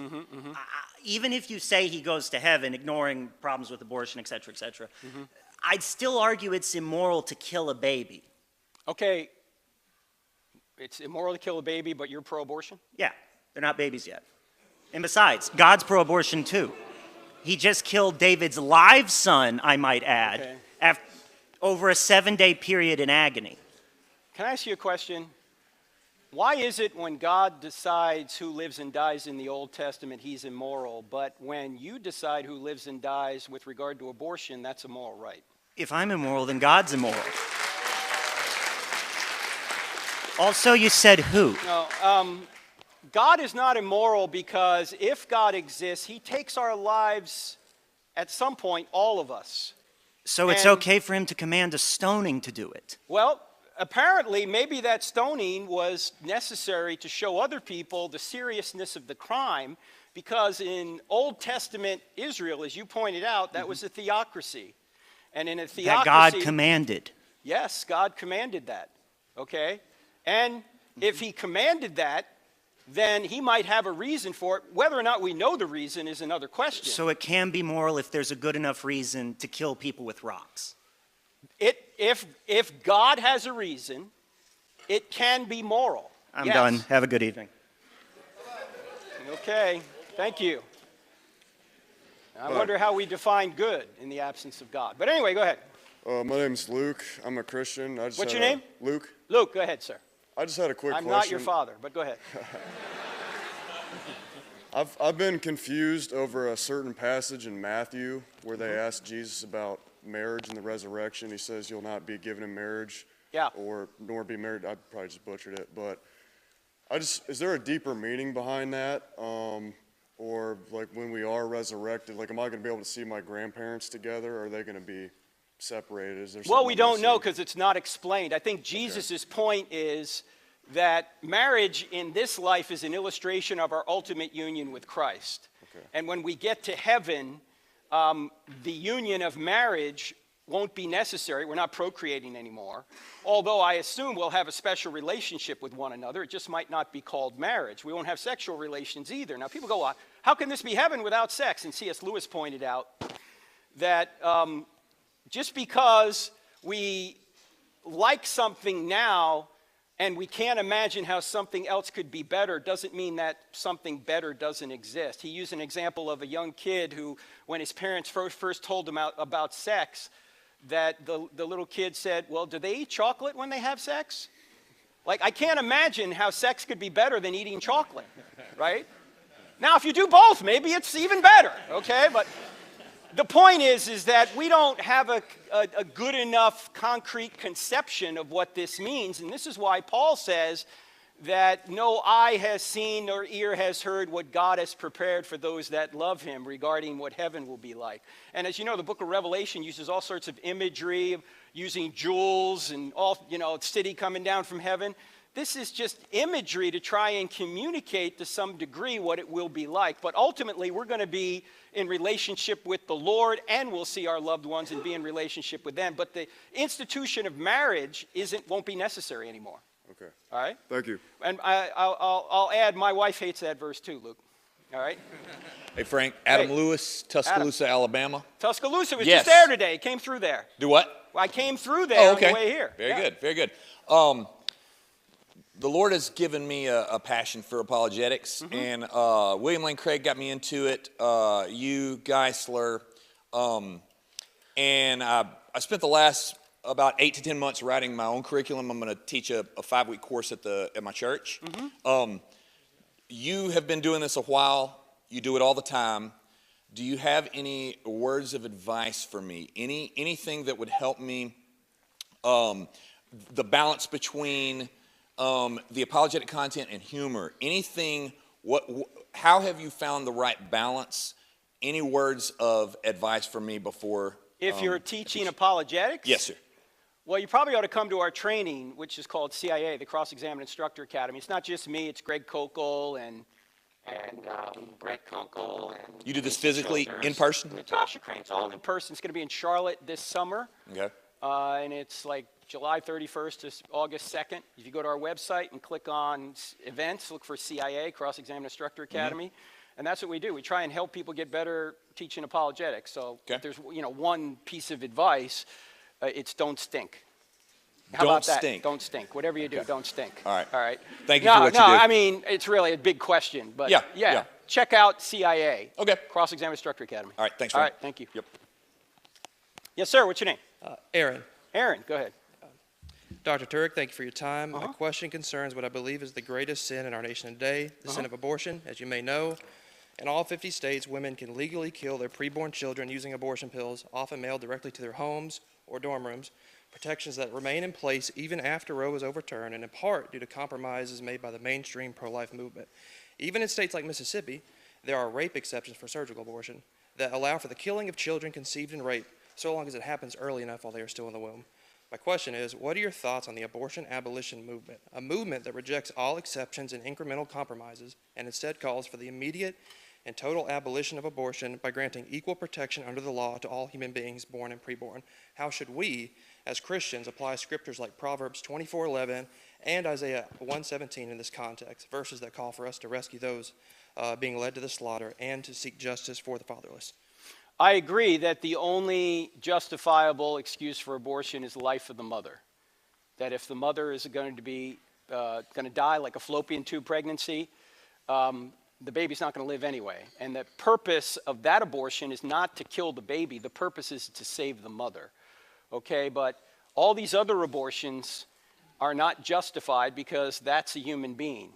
As our friend Charlie Kirk says, and he's kind of behind Turning Point USA, he says if you have 2 sonograms, a sonogram from a child conceived in rape and another sonogram for a child conceived in a loving married couple, can you see the difference between those sonograms? No, sir. No, you cannot. Why?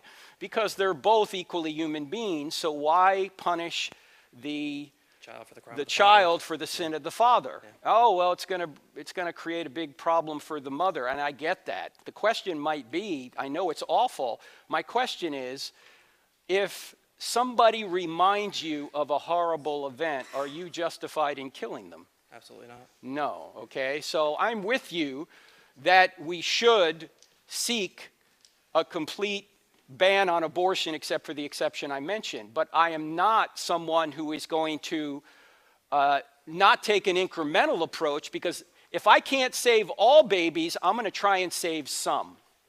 And right now, our country is not where we are in terms of the abolition movement. So how do we get them there? The same way God did in certain instances in the Old Testament. You know, God actually took an incremental approach with the Old Testament believers with regard to indentured servitude, which is mistranslated in the Old Testament called slavery. He took an incremental approach there. He also took an incremental approach on divorce, because Jesus in Matthew 19:8 says that Moses gave you a certificate of divorce because your hearts were hard, but it wasn't this way from the beginning. In other words, he allowed an incremental approach to bring people along. The ideal was Genesis 1. By the time you get into Exodus and Leviticus, the culture around them and even within Israel had become so corrupted that he had to take an incremental approach to get them where he wanted to get them. And I think that's the approach we need to take today. And by the way, I know that President Trump, although he's not as pro-life as I would like him to be, he's done actually more for the pro-life movement in terms of preventing abortions than anybody else has. And I think, as I just read the other day, he's about to defund Planned Parenthood to his, as far as he can do so, through executive order. But I'm telling you, it's not President Trump's fault that the country isn't as pro-life as it should be. I put the blame at the foot of the church, because the church has to drive this issue, not politicians. If the church does drive the issue and gets people to demand of their politicians a pro-life view, then it will happen, but it's not going to happen before then. Does that make sense? Yes, sir. All right. I'm not going to argue with it, but hey, thank you for taking my question. Okay, thank you. Appreciate it. Yes, sir. Go ahead. All right. Hey, my name's Ashton. And my question, I'm sure you've probably heard it before, is how could a good God have an infinite punishment for a finite amount of sin? Mm-hmm. And could that be used as an argument for annihilationism? And what's your view on that? Okay, the annihilationism, the idea that people go to hell for a short period of time and then it's burnt up. Okay, well, there's a couple things. First of all, the length of the punishment doesn't necessarily fit the length of a crime, right? Like, you could shoot somebody in 2 seconds, but you don't serve a 2-second sentence, right? Secondly, when you commit a crime against somebody like God who is infinite, the punishment may demand infinite duration, but not infinite severity, because God is going to punish people at different levels of punishment in hell, just like people in heaven are going to get different levels of reward, because that's what justice demands. All right? It wouldn't make sense justice-wise for God to punish, say, an average unbeliever at the same level of punishment as, say, Hitler. Okay? Thirdly, who says that you stop sinning when you get to hell? There's weeping and gnashing of teeth against God. They continue to rebel against God in hell, and that might be another reason why the punishment continues. At the end of the day, the bottom line is this: nobody who goes to hell is going to get treated unjustly. God, being the standard of justice, is going to treat people perfectly justly, so no one's going to be able to complain and say, I got a raw deal. And as I said earlier, there's only two things you can get in the afterlife. You can either get justice or you can get grace. And I don't want justice. Now, I know there are people out there arguing for the annihilationist view. Someone like Chris Date will argue, and he'll have certain passages that certainly could be interpreted as annihilationist. The problem is, I think when you get to Matthew 25 and Jesus talks about the fact that some people are going to go to eternal life and other people to eternal punishment, he's using the same word for eternal in that same verse. And if you're going to say that hell is temporary, don't you have to say then that heaven is temporary? Because he's using the same verse there, or the same word, I should say, in that same verse. It's at the end of the Gospel of Matthew, I think chapter 25. Could it not technically also be temporary, though? Because if the angels were in heaven with a perfect father in a perfect condition and a third of them still fell, could it not just happen again? Could the fall happen again? Mm-hmm. Well, here's the problem. We're not told much about the initial fall in heaven. Mm-hmm. In fact, we get the third of the angels from like Revelation 13, and some scholars like Michael Heiser, the late Michael Heiser, will question if that's what it meant. So we're not told how the fall took place. William Lane Craig, a Christian philosopher and apologist, is speculating because we're not told, but he said he thought that in the pre-creation state of the earth, when they were just angels, that God had to provide some epistemic distance between him and the angels so they could make a free choice. But when we get to heaven, after we've gone through this period of testing, we're going to see God for who he is. That's 1 John 3:2. Roman Catholics call that the beatific vision. And we won't have any need to sin because we're going to be in his presence and we won't lack anything. And we've already gone through this testing period. So I know we're speculating a little bit, but if the speculation is true, no, it's not going to happen again. Okay, thank you very much. All right, thank you. Yes, sir. Good evening, Dr. Turek. My name is Braden. I'm a junior here. I'd like to say thank you just for your ministry. Yes, thank you. The Lord's really used you in some instrumental ways and answering a lot of questions and relieving me of a lot of doubt in my faith. But my question revolves around a conversation I had with a guy on campus the other day. My evangelism partner and I were in the union. We were sharing the gospel with people.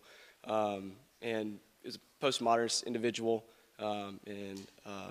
He really pushed this idea that all world religions are equal and they're strictly a means to provide hope for people who otherwise don't have hope. For example, maybe somebody in a third world country who just needs some sort of hope, so they just kind of cast this blind hope into religion, so to speak. So how would you go about navigating that kind of conversation? Well, when somebody says something, it's not your job to refute what they say. It's their job to support what they say.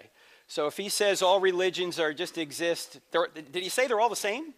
Yeah, simply, well, he'd come in from all truth. So all religions are, it's your truth. It's your truth. Okay, well, I would ask him, first of all, what do you mean by that? What do you mean they're all the same? What do you mean it's your truth? See what he says. Next question is, what evidence do you have for that position? And then third, I might provide some evidence back and say, have you ever considered that world religions agree on the superficial but disagree on the essential? It's exactly opposite to what he's saying. You've probably heard people say, well, most world religions teach you how to love one another. Well, that's generally true, but there are some, radical Islam doesn't teach that. Right. Satanism doesn't teach that, right? I mean, there are some exceptions. But even if it was true, they disagree on so much more, right? They disagree on sin, salvation, heaven, hell, creation, the nature of God, and the nature of man. Other than that, they're exactly the same, right?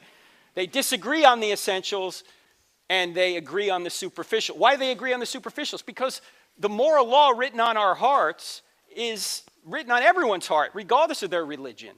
So they have this basic sense that they ought to treat one another well.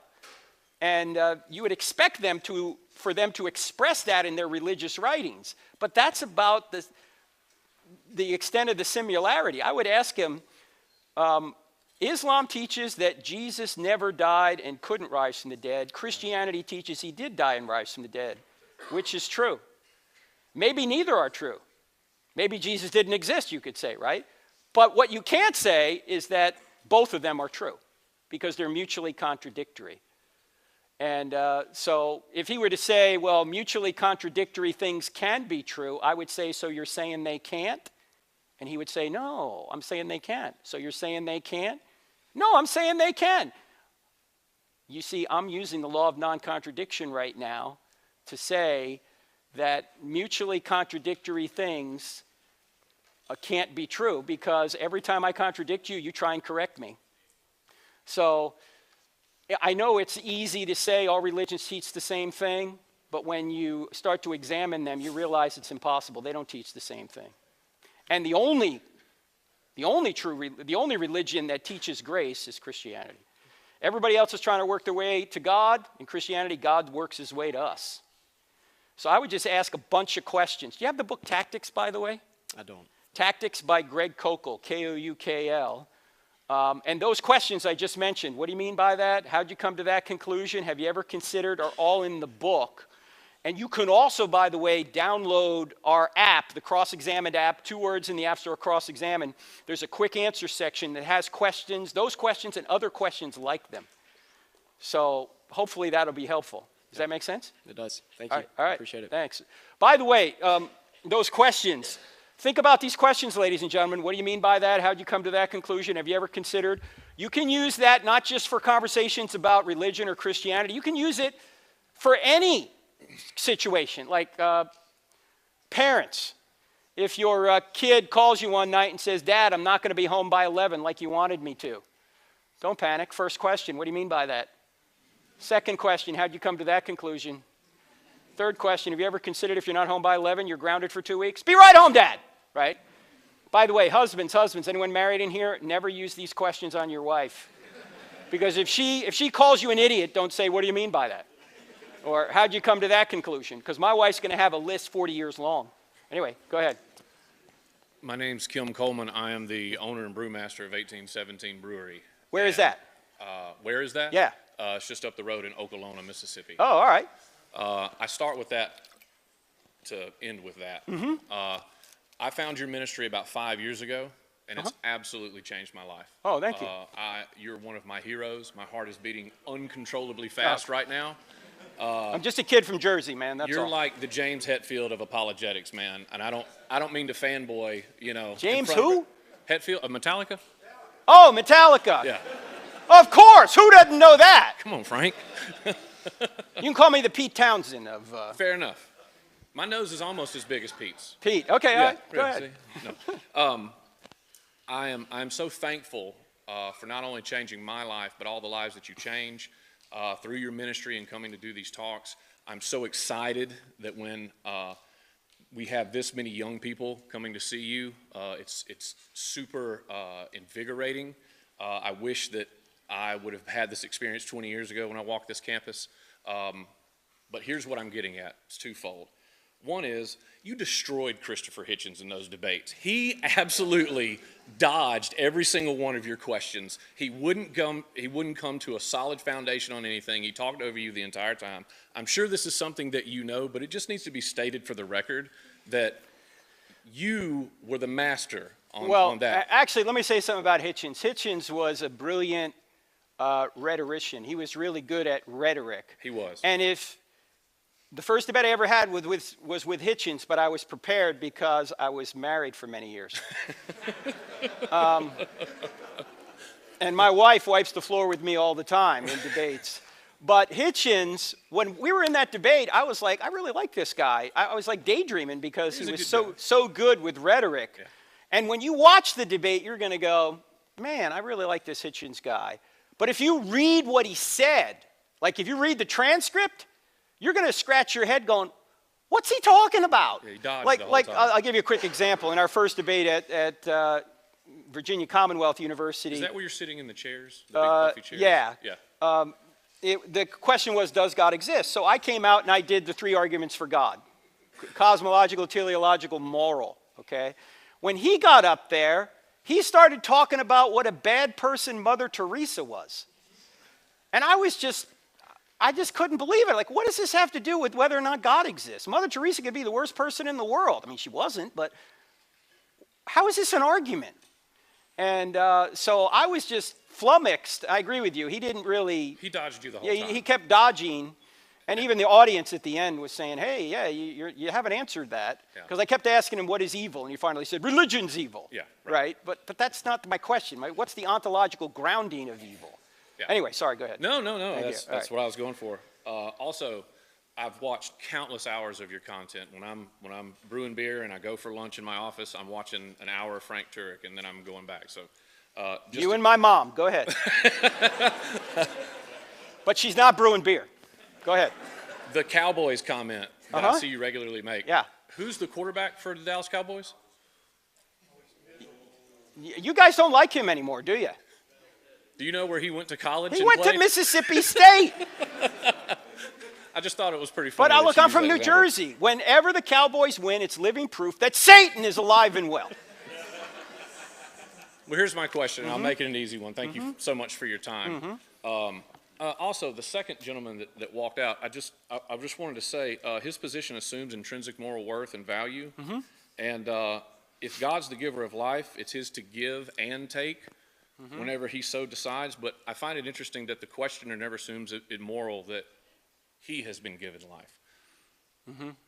Only when God commands it to be taken. Yeah, there's one other thing we didn't have time to say in that, and that is, if Christianity is true, people don't die, they just change location. They go from this life to the next life, and it's up to God when that happens. It's not up to us. That's why I asked him the abortion question. Because it's not up to us when somebody dies, it's up to God when somebody dies. And God is perfectly within his rights to take any of us out at any time. He doesn't owe me anything. I could drop dead tonight, and it would be just. Because God is the giver of life, and he's also the taker of life, and he can resurrect life. Only he can. Absolutely. And last Yes. point. Thank you. I know you often will ask people if Christianity were true, would you become a Christian? And if you gave them a book, would you read it? I got to give Gabe a book. Gabe, are you still here? Okay, don't leave till I give you a book. Okay, it's over there. So, if I gave you a beer, would you drink it?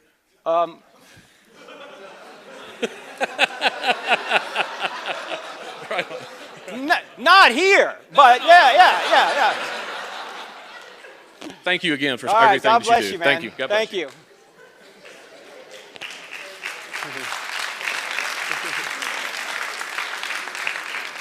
All right, top that. What are you going to give me? I just got water. Water. Unless there's a miracle to be had. What's your name? My name's Bob. Thank Bob. you, Dr. Yes, Turek, sir. Go for ahead. being here. I appreciate it. Actually, I wanted to actually talk about this water real quick. Can you explain why that happens?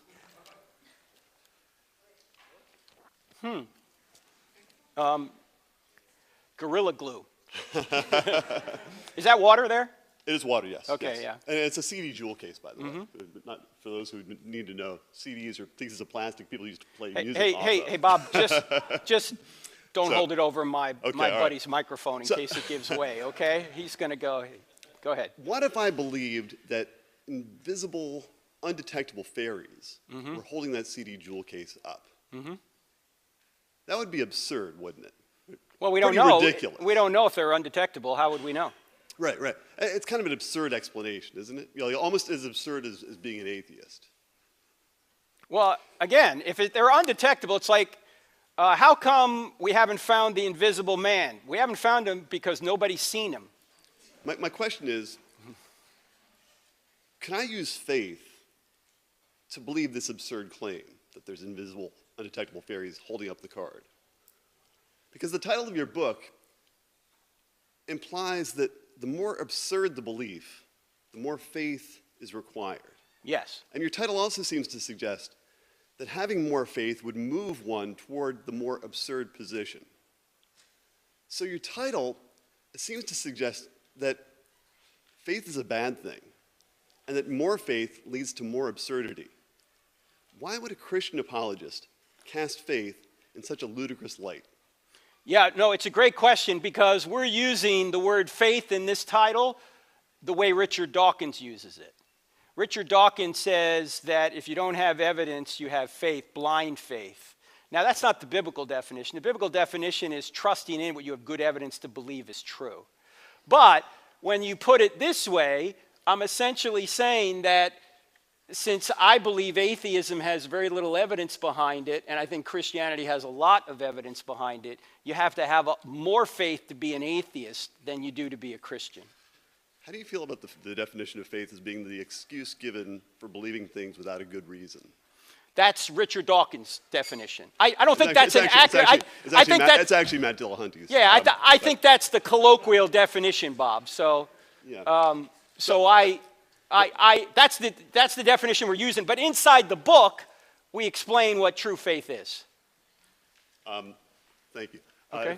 If there are students that are interested in perhaps exploring what faith means to you, because there's a lot of different definitions, please come to our secular student group meetings Fridays at 6 in Swam 105. Bob, what is your definition of faith? I think I'm going to defer to the next person. Okay, all right, thanks. Thanks for coming. He didn't have enough faith. I don't have a good answer to that question. All right, yes, sir, go ahead. I'm Ethan. Ethan, go ahead.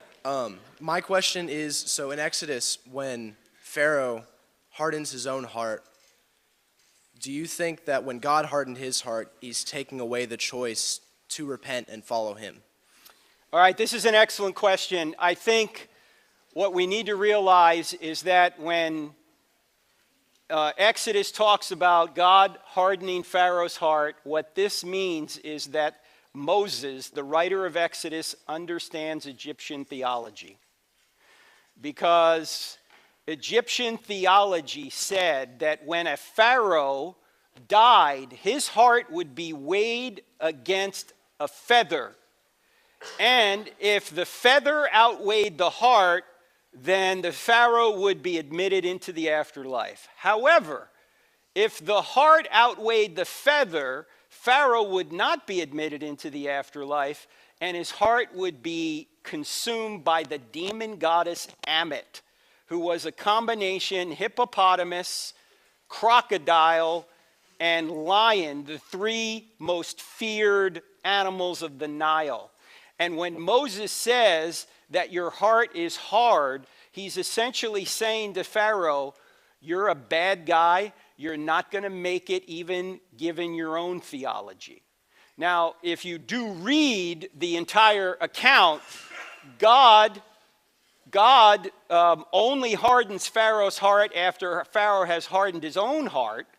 And this is similar to what Paul talks about in Romans chapter 1, that if we suppress the truth long enough to go our own way, that God is going to give us up to our own desires.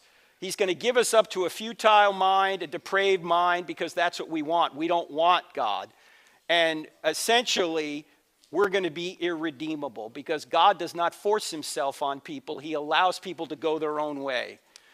Okay, so by that logic, do you believe that before the time of your death, you can harden your own heart enough to where it becomes impossible to repent and follow Christ? Yes, but we don't know who those people are. Fair. That's what Paul's talking about in Romans 1. Yeah. That would you like deem that as the unforgivable sin? No, it's not technically the unforgivable sin. It could be, it depends upon how you interpret that passage. It could be that rejecting Christ is the unforgivable sin. But there could be people out there that are irredeemable. They've gone so far, and God knows they're not coming back, so they're irredeemable. We don't know who they are, so we treat everybody like they're redeemable. That makes sense. All right? Thank you for your Thanks, time. Ethan. Appreciate it.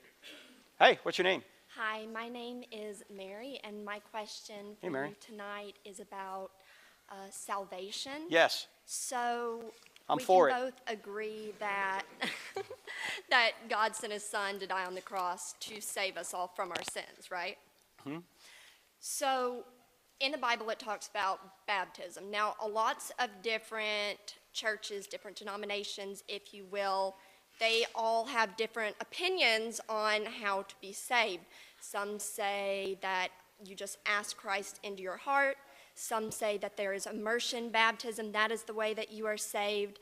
Other people say that you just have to sprinkle. Some do babies. There's different ways in the Christian world to be saved. But in Ephesians 4:5, it says there's one Lord, there's one faith, there's one baptism. My question to you tonight is, according to the Bible, what is the correct way to be saved? Well, I think the consistent theme throughout the New Testament, and even in the Old Testament, when Paul says that the gospel is preached to Abraham, you're saved by grace through faith. And there are several passages on this. You were writing Ephesians, so you could go to Ephesians 2:8, that we're saved by grace through faith, not of works, so anyone should boast. But we are prepared to do good works as a result of being saved. Martin Luther famously said, you're saved by faith alone, but your faith is not alone. In other words, good works are evidence of your faith. So I think also when you read the passages, every New Testament, most New Testament writers talk about this, but since Paul wrote much of the epistles, if you look at, say, Galatians, the theme of Galatians is Jesus plus nothing. No, Jesus, not plus circumcision, Jesus plus nothing. Colossians, Jesus plus nothing. Not angels, nothing. Hebrews, the writer of Hebrews, Jesus is the greatest. He's greater than Moses. He's greater than angels. He's greater than the sacrificial system. The old covenant is obsolete. It's Jesus plus nothing. That's how we're justified. And some different faith traditions will conflate justification and sanctification, like the Roman Catholic one, the one that I came from, because I'm from New Jersey and it's the law, you have to be Roman Catholic. They would conflate justification and sanctification, whereas Protestants tend to say you're justified, and then there's sanctification, the process of becoming more and more like Jesus. So are you saved first, and is baptism even a requirement? Because the Ethiopian eunuch said, here's water, what hinders me from being baptized? Right. Well, baptism for Protestants would be, it's a sign of your salvation, not the cause of your salvation. And I think Paul is definitive on this. Why? Because if you look in 1 Corinthians chapter 1, he's talking about how different people in the church in Corinth are following different leaders, like him or Apollos or somebody else. And he says, were you baptized into Paul's name, or were you baptized into Apollos' name? You were baptized into Jesus' name. He said, I can't even remember who I baptized, except a couple of you. He said, I did not come to baptize, I came to preach the gospel. And then when you go to Romans 1, Paul says, the gospel saves. So in other words, in 1 Corinthians 1, Paul bifurcates the gospel and baptism. And in Romans 1, Paul says the gospel saves. Therefore, the gospel is not baptism. The gospel is you're saved by Christ's work, and baptism is something you ought to do, but it's a sign to the world that you're now following Jesus. All right, so I know that baptism, or at least I was taught that baptism is an allusion to Christ being resurrected. It is. That's Romans 6, yes. Yes. So Christ, of course, he died. He stayed in the ground for a day and was resurrected on the third day.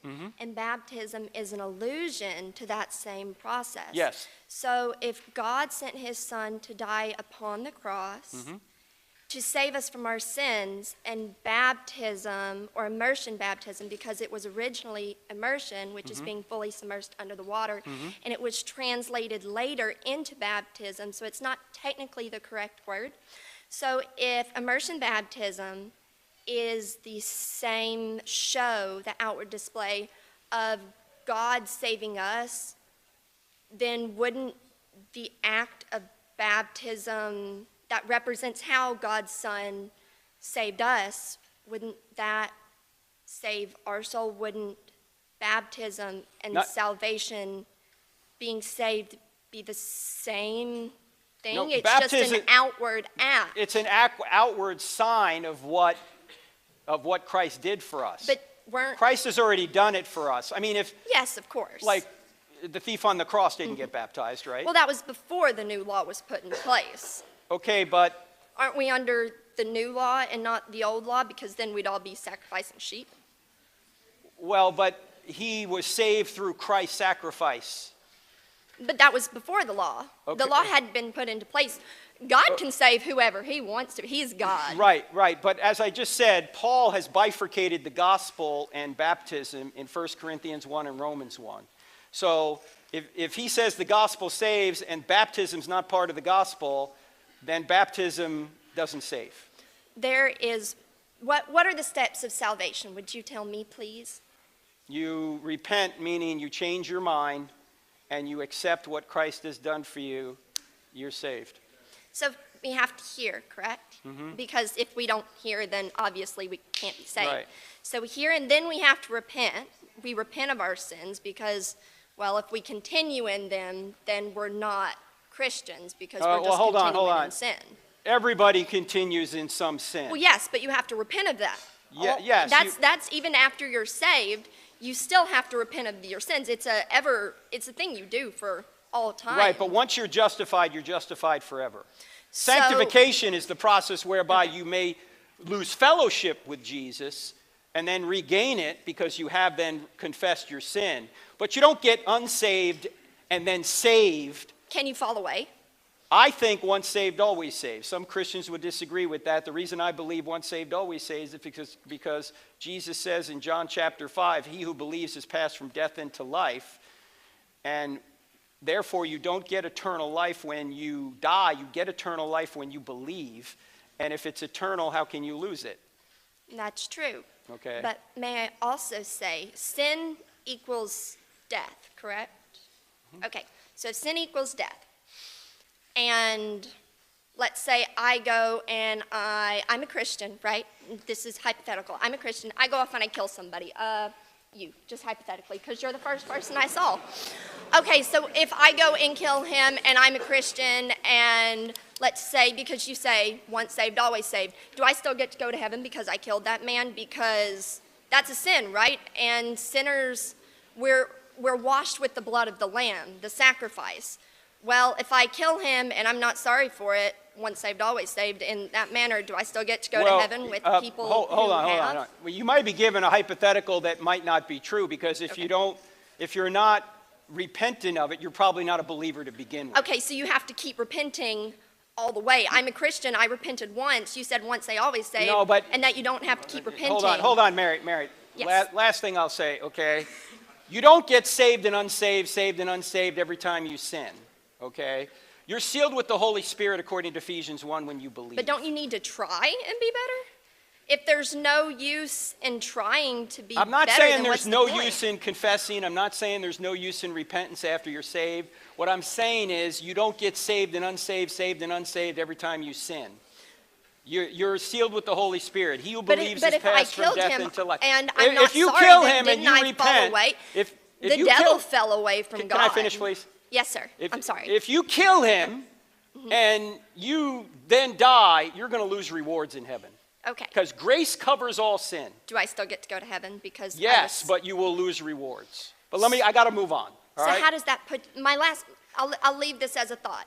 So if you're a Christian and you're saved and you sin and you don't have to continue repenting of it, then who goes to hell? Thank you. Jesus has already paid for all of our sins. So nobody's going to hell. Addie, go ahead.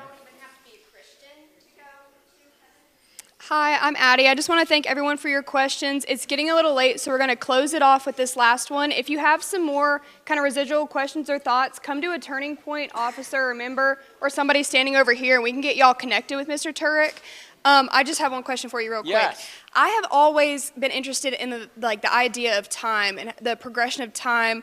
And with the evidence, like the anthropological, geological, and theological evidence, I feel like there's kind of a misinterpretation of how time progresses and what it's represented like within the Bible, within anthropological data, and within geological data. So what is the truth? Hey, hang on, guys. Hang on.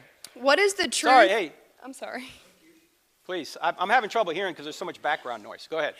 What is the truth of time? And I know this is kind of a deep question that we don't really have an answer to, but when we're looking at it like geologically or how it's represented in the Bible, like the 7 days, the progression like that, obviously that's not actually 7 days. I mean, in my opinion, I think it was a different interval. But where did we kind of lose track? And what is the difference between modern idea of time, the biblical relation of time, and how we use that to reference like scientific data?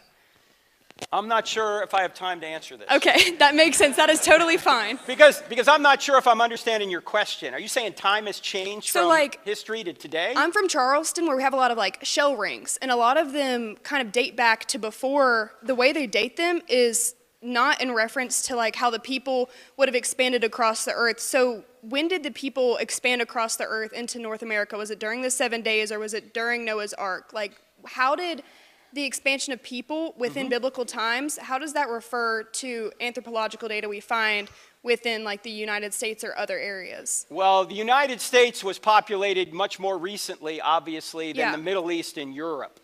If you look at the Bible, the list of nations in Genesis 10 or 11, 10 and 11, I think, is the same kind of list of nations that are repeated in Pentecost, okay, that got maybe as far west as Spain. Okay, that's the biblical world at the time. And it's interesting that if you look, this isn't going directly to your question, but it made me think of something else. When you look at the Tower of Babel, where God confuses the languages, right? Because he wants people to spread out, and they're not. Yeah. So he confuses their languages. If you go to Pentecost, Pentecost is the reverse of Babel. That people can now speak languages so they can spread the gospel, languages they don't even know. And this is from Michael Heiser's book called Unseen Realm. He's pointing out that God disinherited the nations in Babel, and now he's re-inheriting the nations beginning at Pentecost. That's why Jesus says, "Go therefore, make disciples of all nations." All right? Now, the time that you talk about, that's a question for anthropologists and geologists, and I'm not sure exactly when North America was populated. But obviously, as of the 1st century, the Roman Empire extended probably all the way into Spain, and Paul wanted to go to Spain, as you know. So I don't know, how they made it to North America eventually, but the biblical world is basically the Middle East, the Mediterranean, that area. Can I clarify just a little part of that? So with the show rings, it says they're like, we've got them dated by some museums in Charleston, and it said they're like 36 to 40 million years old with these show rings. And the way me and my parents have referenced it, it doesn't seem to like line up with biblical times and how that would have worked. So do you think that there could be a discrepancy on how the scientific world has decided to relate time, or is it our human understanding of how time was represented in the Bible? Like, are these timelines correct, or have we just kind of misinterpreted First of all, I'm absolutely certain the universe is at least 63 years old. That's pretty, yeah, I agree. I'm going to throw my mom in there, it's at least 87. Christians disagree over how old the universe is, quite obviously. I think personally the Bible leaves the age of the universe indeterminate. Why? And this comes from John Lennox's book, 7 Days That Divide the World. What does the first verse of the Bible say? In the beginning, God created the heavens and the earth. Okay, when did God create the heavens and the earth? In the beginning. It says in the beginning. Does it say when? No. No, there's no Hebrew word for universe, so heavens and earth was the whole show. Next verse, and the earth was formless and void. Wait a minute. We've gone from the whole universe being created to the earth. How long did that take? Does it say? Doesn't say. You say, what about the days? The days don't begin till verse 3. The heavens and the earth are created in verse 1. If you want to take a hyperliteral view of Genesis, the heavens and the earth are created in verse 1. And this is why John Lennox says, who's a scientist, he says that the Bible leaves the age of the universe indeterminate. No matter what dating method you use, you have to make assumptions you can't prove. Probably the most reliable dating method, as far as we know, is the speed of light and the stars, and that has scientists saying the universe is 13.8 billion years old. Has the speed of light changed? We don't know. Probably not, because if it does change, all the other laws of physics have to change with it, and that would create a problem. Could God do it if he wanted to? Of course he could, but he hasn't told us that, so it's speculation. I understand. But whether or not the universe is old or young, you need a creator. It doesn't matter how far back you go, okay? So we can talk about time, that's a but long question. That's That would have about as taken much an time hour to as I answer. know I on it, understand. all right? Thank you so much. All right, thank you, Addie. All right, folks, thanks for coming. And next week we're going to be, where are we going to be next week, Clint? We're going to be at Sam Houston State on April 8th. We're going to be at Grand Canyon University with TPUSA on the 3rd of April, right? 3rd of April. And then Grand Canyon, and then University of Wright State University on April 14th. There you go.